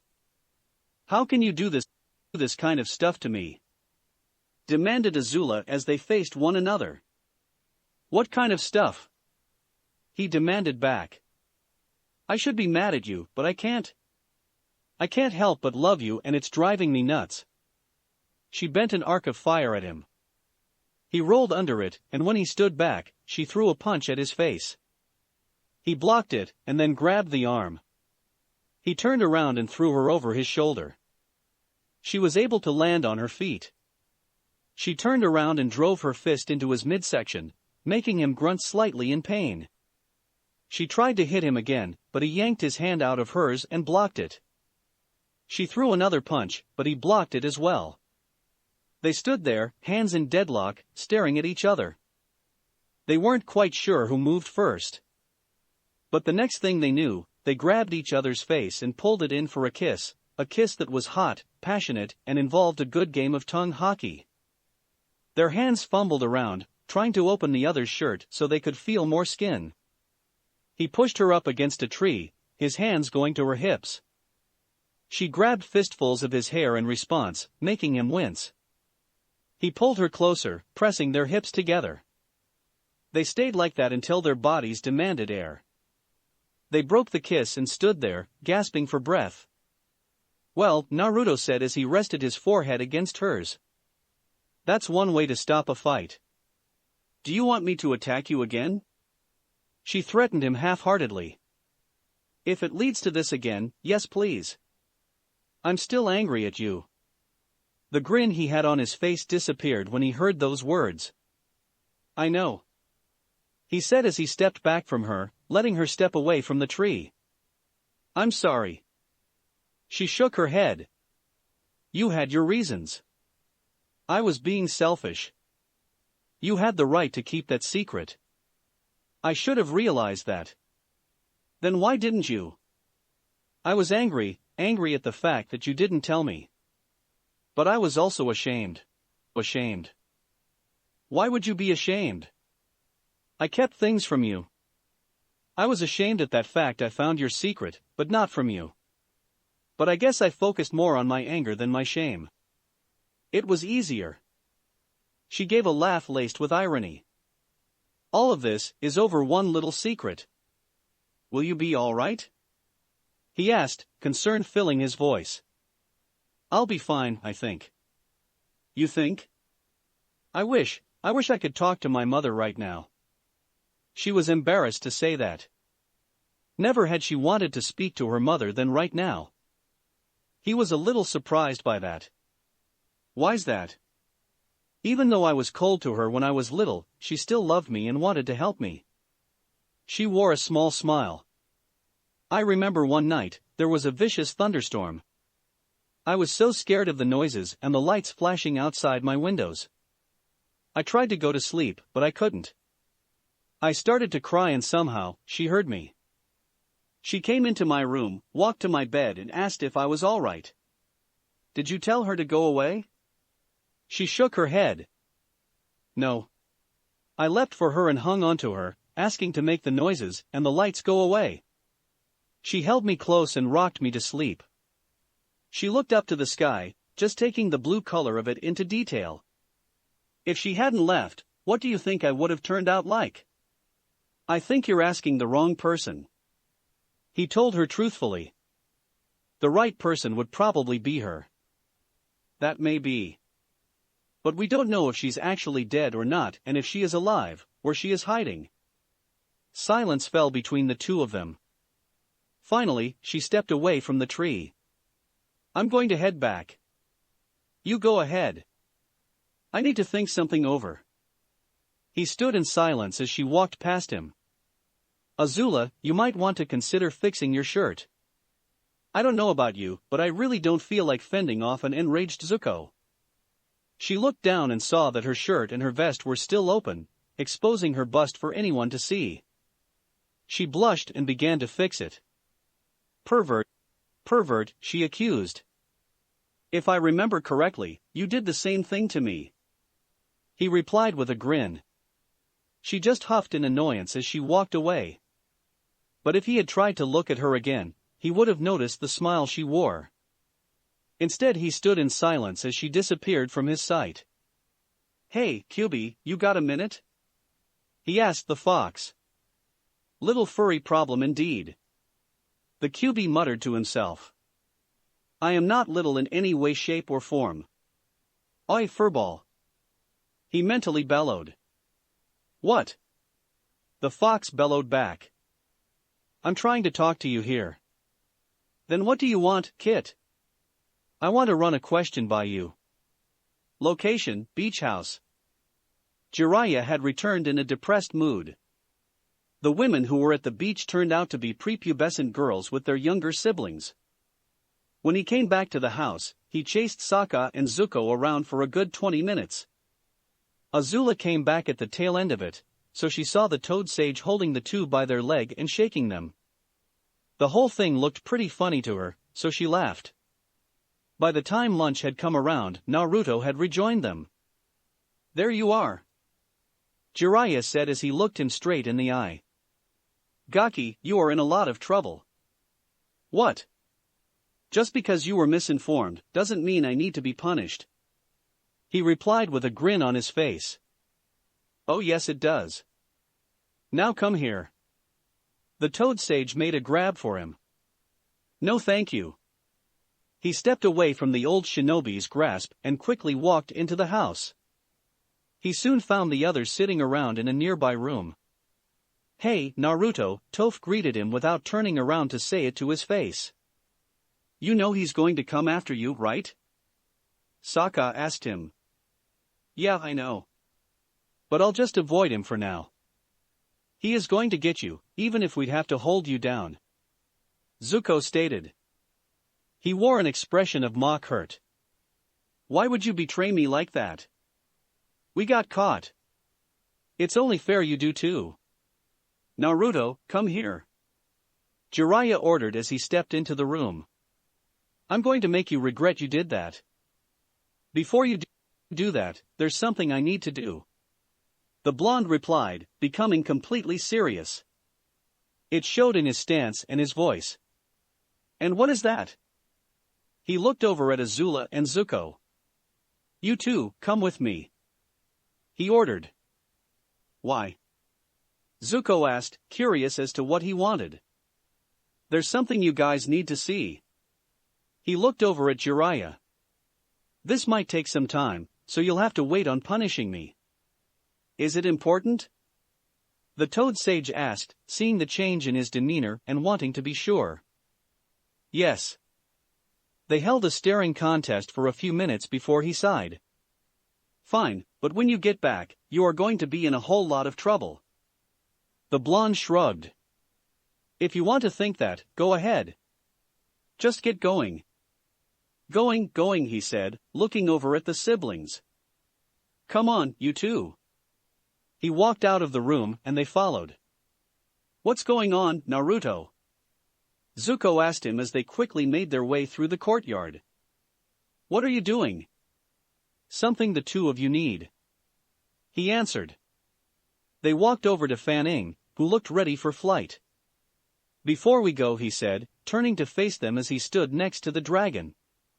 You guys need to put these on. He pulled out 2 blindfolds and held them out. What? Why? The scarred dragon demanded. You have to, it's a must. Naruto, what are you doing? Azula asked him. He looked her straight in the eye. I'm going to show you one of my secrets. But in order to do that successfully, I need you two to put the blindfolds on. Just trust me on this, okay? The 2 siblings looked at each other and then took the blindfolds. They climbed aboard Fan Ing and put the blindfolds over their eyes. Thank you. He climbed aboard and took the front. Let's fly, Fan Ing. The dragon unfurled its wings and took off. So how will we have to keep these blindfolds on? Zuko asked as he and Azula held on. Until I say otherwise, he answered. This had better be a real good secret. The former prince of the Fire Nation was already feeling nervous about this entire thing. You'll thank me for it later. They flew on in silence. For Zuko and Azula, the words flying blind took on a whole new meaning. This is what Toph must feel like when she was on Appa. Zuko thought to himself. This is very, very weird. Azula thought. It felt like she was holding on for dear life, and she didn't even know what she was holding on to. If I fall, I'm going to kill Naruto. The 2 soon lost track of time as they flew on. All they could feel was the wind flying past their faces and the sound of wings flapping in the air. And yet, despite not being able to see, there was an odd serenity about the whole experience.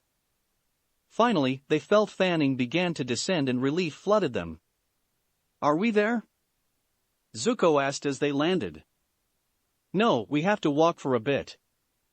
Naruto told him as they climbed off the dragon, the blonde helping the siblings. How much is a bit? About 10-15 minutes, he answered. Let's get moving. He grabbed both of their hands. What are you doing? Zuko demanded. You don't want to get lost, do you? Trust me, this feels just as weird for me too. If you two are done, can we get moving now? Azula asked pointedly. We're going, Azula, we're going. He turned to the dragon. Try to stay out of sight. He ordered. Fan Ing looked at him like he just said the most obvious thing in the world. Hey, just be thorough. He walked forward, bringing the 2 along with him. Can you tell us where we're going now? Zuko asked. All he knew was that he was walking down a path. That was it. No, you cannot see anything until I tell you otherwise. What's with all the secrecy, Naruto? Let me put it to you this way, I'm very close to breaking an oath by doing this. They walked on in silence. Both Azula and Zuko tried to figure out where they were by using the other senses they had. They didn't succeed, considering the fact that they still relied on their eyesight to find their location. Finding it with their other senses would take a little more practice. Finally, they stopped walking. We're here. Naruto told them. They heard him walk up and knock on a door. It's me.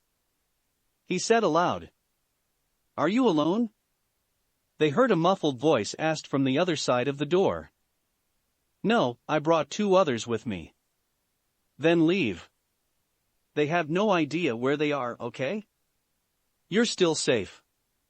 Why are they here? The voice demanded. They need to talk to you.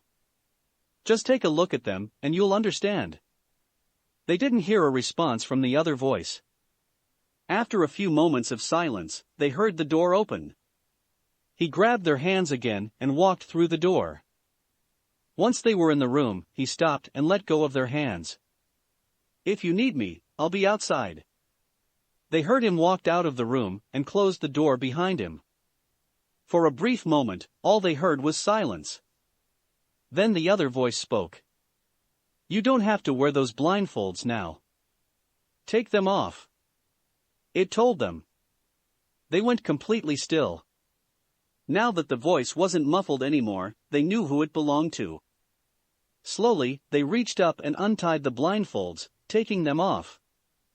They opened their eyes and looked at the person sitting at the table in front of them. It was Ursa, the wife of Fire Lord Ozai and their mother. "Mo mother?" asked Zuko, hope filling his voice. "That's really you?" She smiled and stood up from her chair. "Yes, Zuko, it's really me," she told him warmly.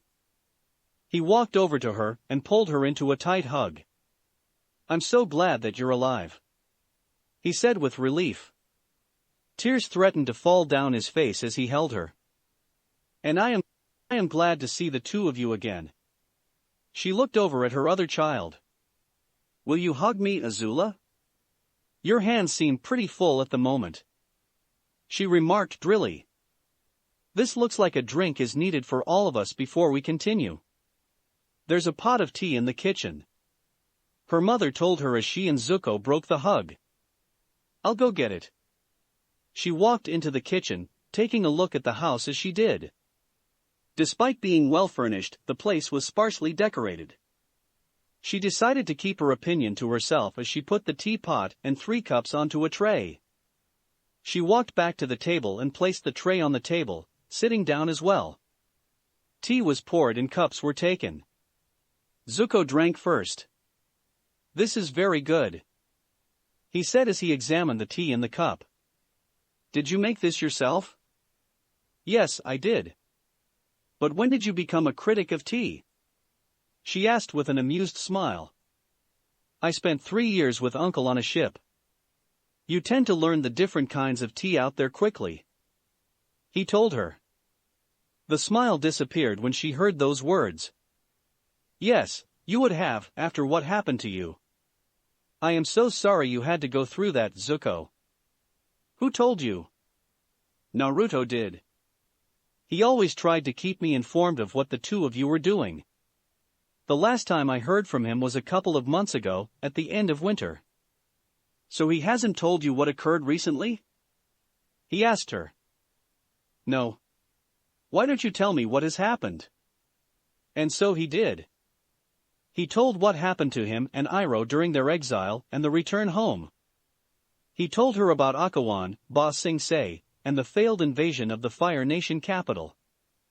He told her about them joining the Avatar's group and also busting Naruto out of jail. He decided to omit the part about being kidnapped, being sent to the other side of the world, and getting involved in a plan to kill someone, mainly because he figured Naruto didn't want anyone in the bending countries to know about it. "The two of you did all of those things in a few months?" she asked. "Pretty much," Azula answered shortly. She smiled and chuckled. "It's nice to see that you two have gotten my spunk. It brings back memories." "What do you mean?" Zuko asked her. "I was a little troublemaker when I was a child," she told him. "Granted, I never did anything on the scale of what you two have done, but I like to think I left impressions. I can see how you and Naruto would get along," Azula remarked. "How did he find out about you anyway?" "I'm not quite sure myself how he did it, but he managed to track me down and find my location. After he found me, I made him swear never to tell anyone where I was. Another secret he's kept," she muttered to herself. "What's wrong, Azula?" Ursa asked her daughter. She looked at her. "Can I talk to you, alone?" She nodded once. "Zuko, can you please go outside with Naruto? Azula and I need to have a private conversation." "All right, I'll leave you two alone." He stood up and walked towards the door. "Naruto, I'm coming out," he called out.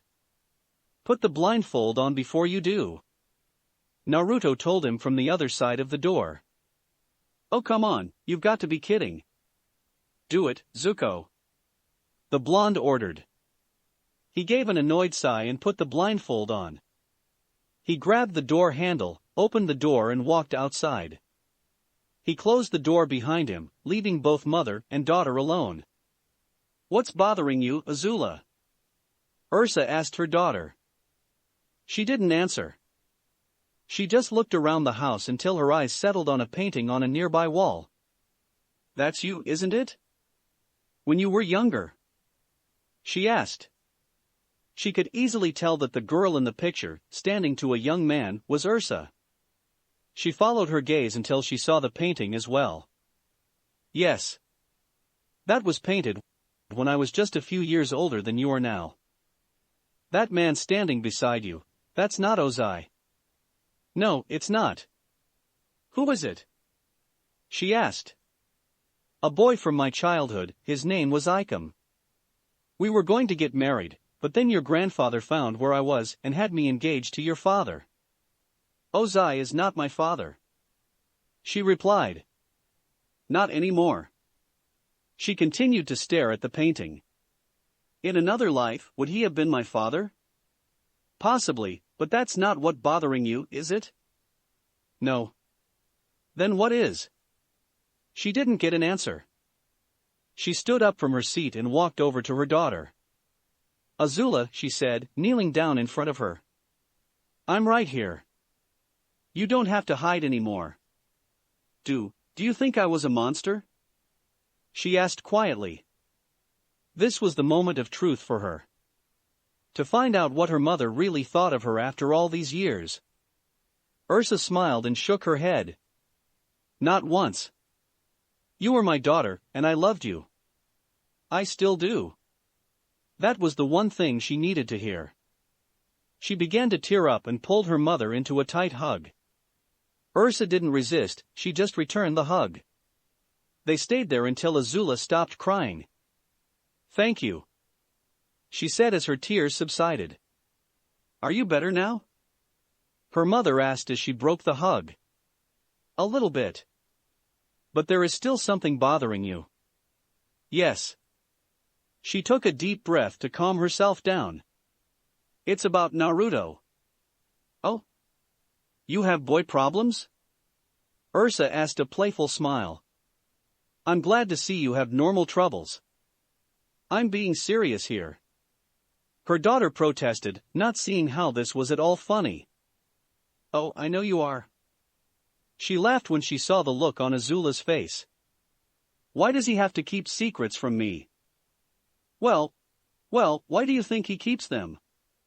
"To protect others from his past, I guess." It made sense. If she knew those secrets, people would have probably tried to use her to get to him. They would have failed, but it was the thought that counted. "And do you hate him for it?" "No." She protested instantly. "I just feel frustrated that I've been with him for 3 years and yet, it seems like I hardly know him." "Azula, every person you will ever know will have at least one secret they don't tell others," Ursa told her. "But how can I trust them if they have a secret?" "It's not a matter of trusting them if they're keeping a secret from you. It is how much you trust them despite the secrets they're keeping from you." "What? I don't understand." "Oh?" She smirked. "Would you tell Naruto that until you were 8, you used to wet the bed?" No. That was something not even her dum-dum of a brother knew. And if he knew, he would never let her live down. And yet, he still trusts you despite the fact you haven't told him that. Well, why would I tell him something like that? That was not exactly something you tell for the whole world to hear. And why would he tell you every single secret he has? Ursa asked her. Even if it means that you don't really know him? It's because he thinks it's for the best. And I would still trust him with my life. There you go then. They heard a knock on the door. "I'm sorry, ma'am, but we have to go back now." Naruto spoke out from the other side of the door. "I understand."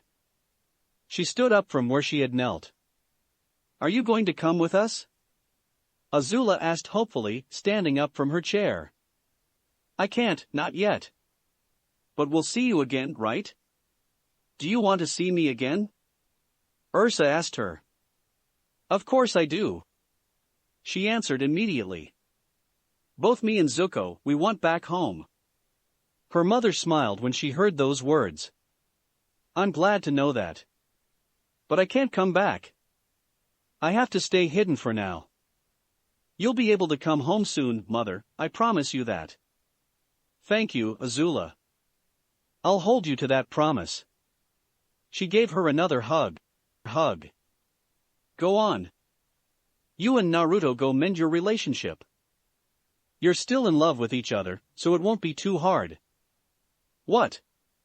How did you know? She laughed. Why else would you have boy problems because of him? Azula turned around and headed for the door. She put the blindfold back on and opened the door, walking outside. Naruto took the door handle and closed it. Let's go, he said as he took their hands and started walking. They made their way back to Fanning and climbed aboard. The dragon took off and flew back the way they came. Like the last time, both Zuko and Azula lost track of time. However, they felt a little more used to it. Hey, Naruto, Azula said as she held on to him. Were you aware of the fact that my mother knew about us? I think she knew before either of us did.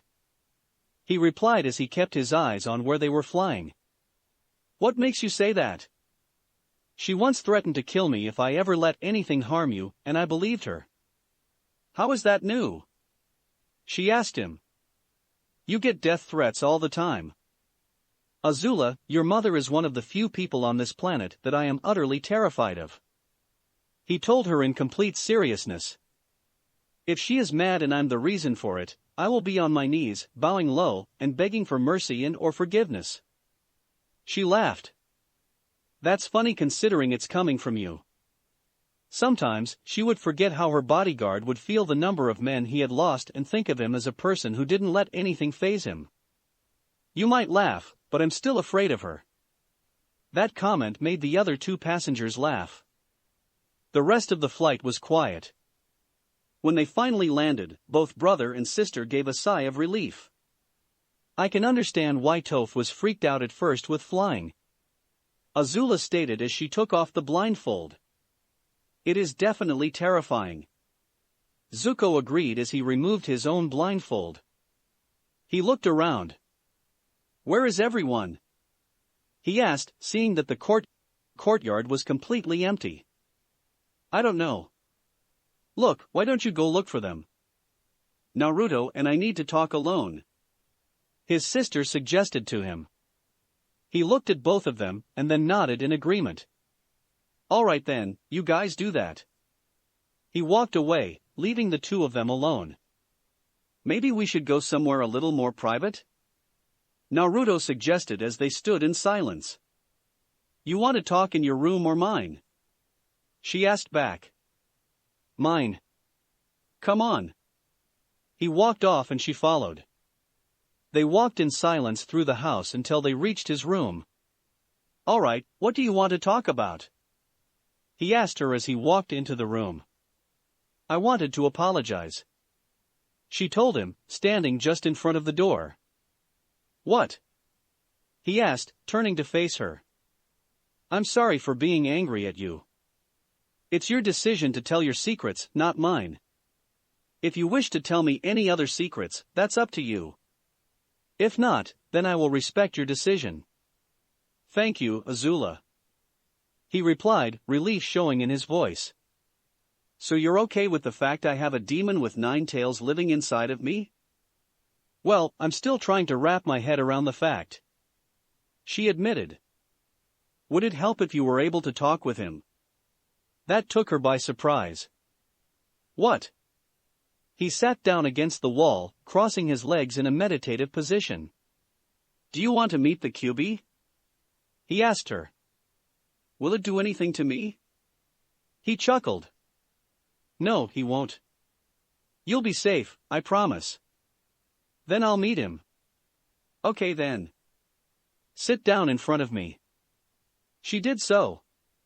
He removed his shirt, leaving him topless and Azula struggling not to blush.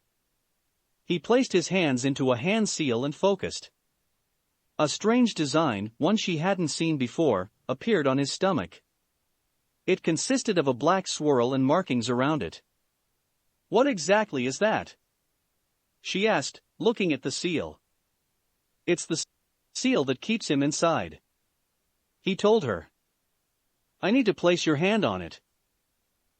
are you sure about that? She suddenly felt very, very nervous. Yes, I am. It's the only way for you to get to him. Okay. She hesitantly placed her hand on it. Now close your eyes and breathe in and out. I'll take care of the rest. She did as she was told. She closed her eyes and focused on her breathing. After a few moments, she suddenly found herself standing in water. All right, you can open your eyes now. She heard him tell her. She opened them and almost took a step back in surprise and shock. She was standing in front of a large gate in a room where the floor was flooded. On the gate was a piece of paper that had the kanji for seal. But it was the thing behind the gate that made her almost stepped back. What she saw was a very big fox sitting behind the gate. Its fur was orange-red, except for around the eyes and the insides of its ears, which was black. Its eyes were red and looked very intimidating. The strange thing was that the upper body did not look like it belonged to a fox or even a canine. It looked like it belonged to a human. It even had opposable thumbs on its front hands. Azula, meet Kyuubi. Naruto said as a way of introduction. Kyuubi, meet Azula.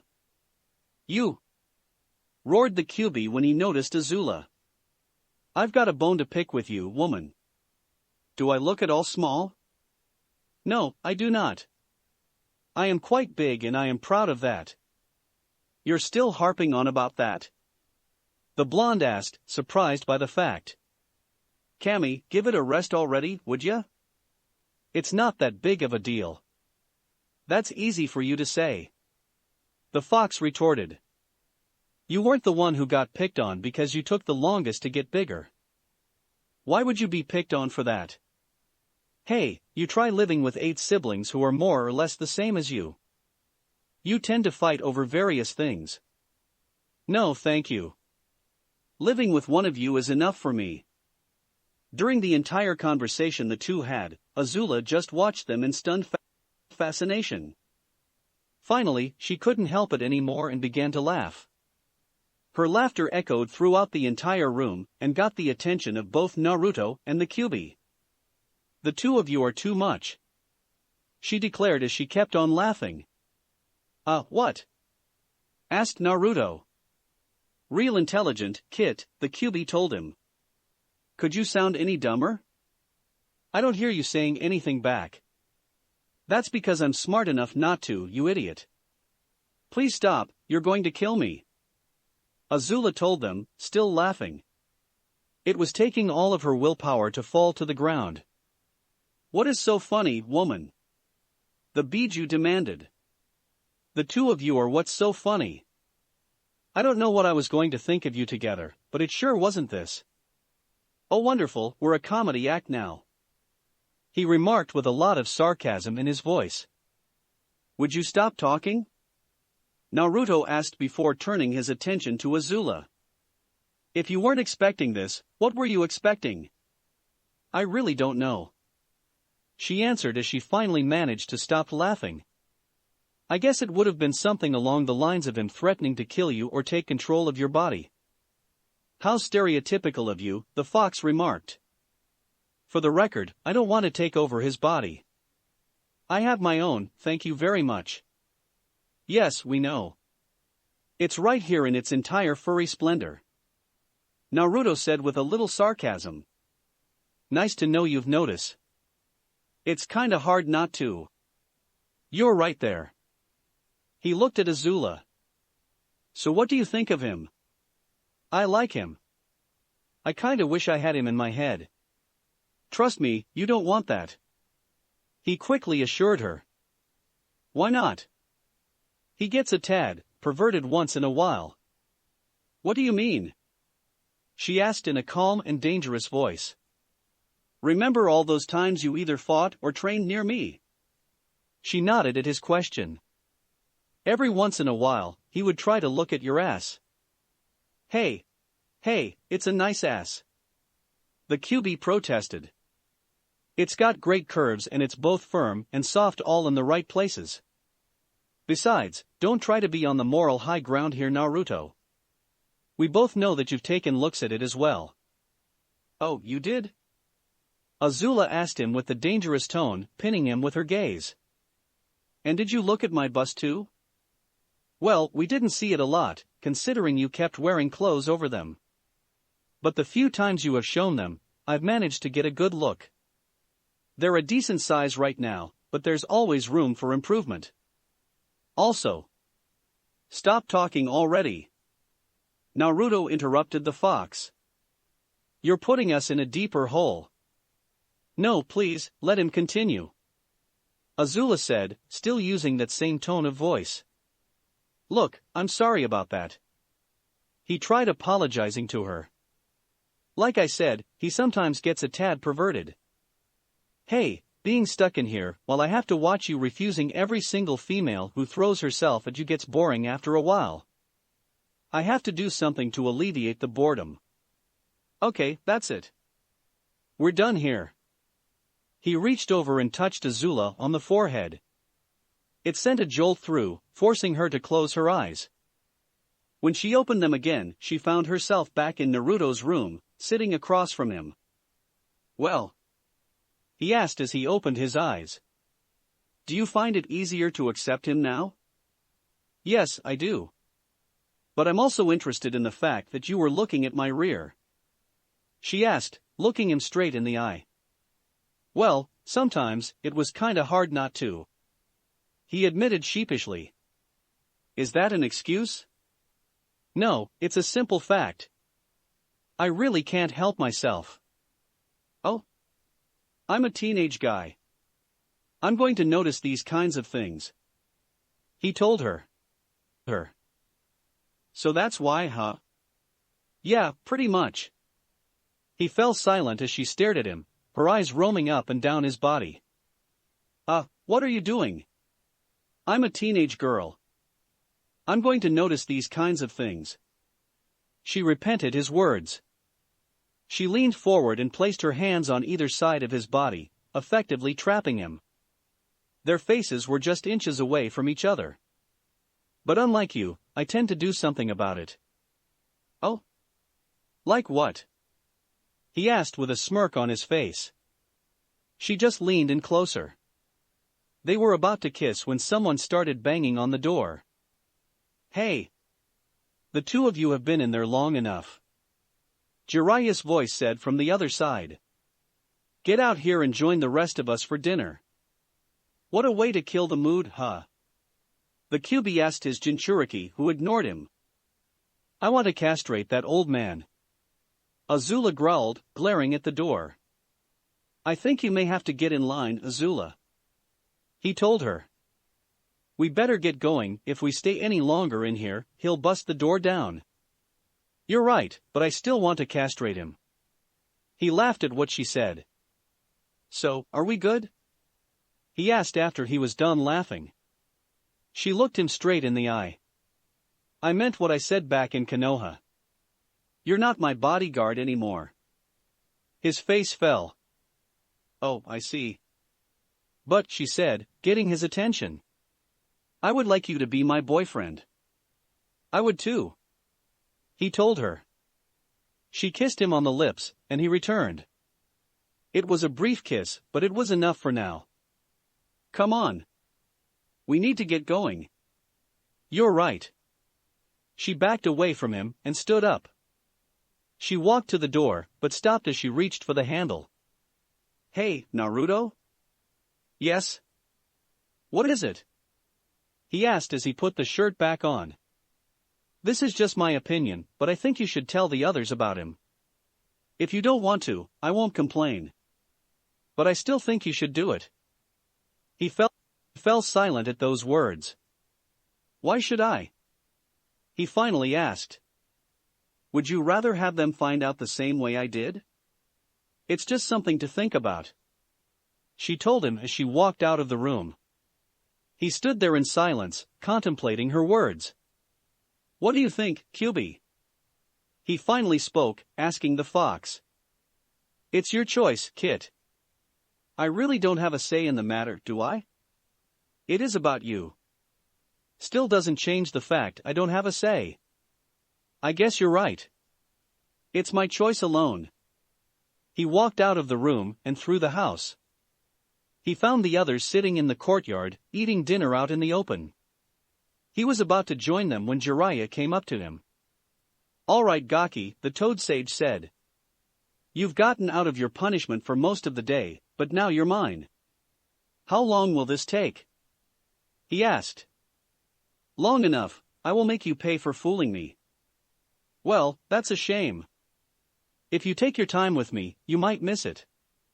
The blonde made it sound like what he was vaguely referring to was nothing. But it got the old shinobi's attention. "Might miss what?" "Well, now's about the time the young women on the island go skinny dipping." "Ha! You really think I'll buy that?" he asked with a snort. "It's true, I swear. Thais is something you wouldn't lie about." "Sorry, not buying it," he said, holding his ground, but Naruto could tell he was weakening. "That is such a shame," the Fire Paragon said. "You're going to miss all those young, beautiful women swimming naked in the sea. I think there have been a couple of times when things have gotten a little hot and steamy down there." "Damn you, Gaki!" Jiraiya cried, giving in. "If they're not there, I'm gonna kill you." He ran out of the house with a big perverted grin on his face. "Well, that was easy," he said as he walked over to the others. "You do realize you're dead when he comes back, right?" Katara asked him. "No, I'm not." "How can you make that guy fall for the same old lie?"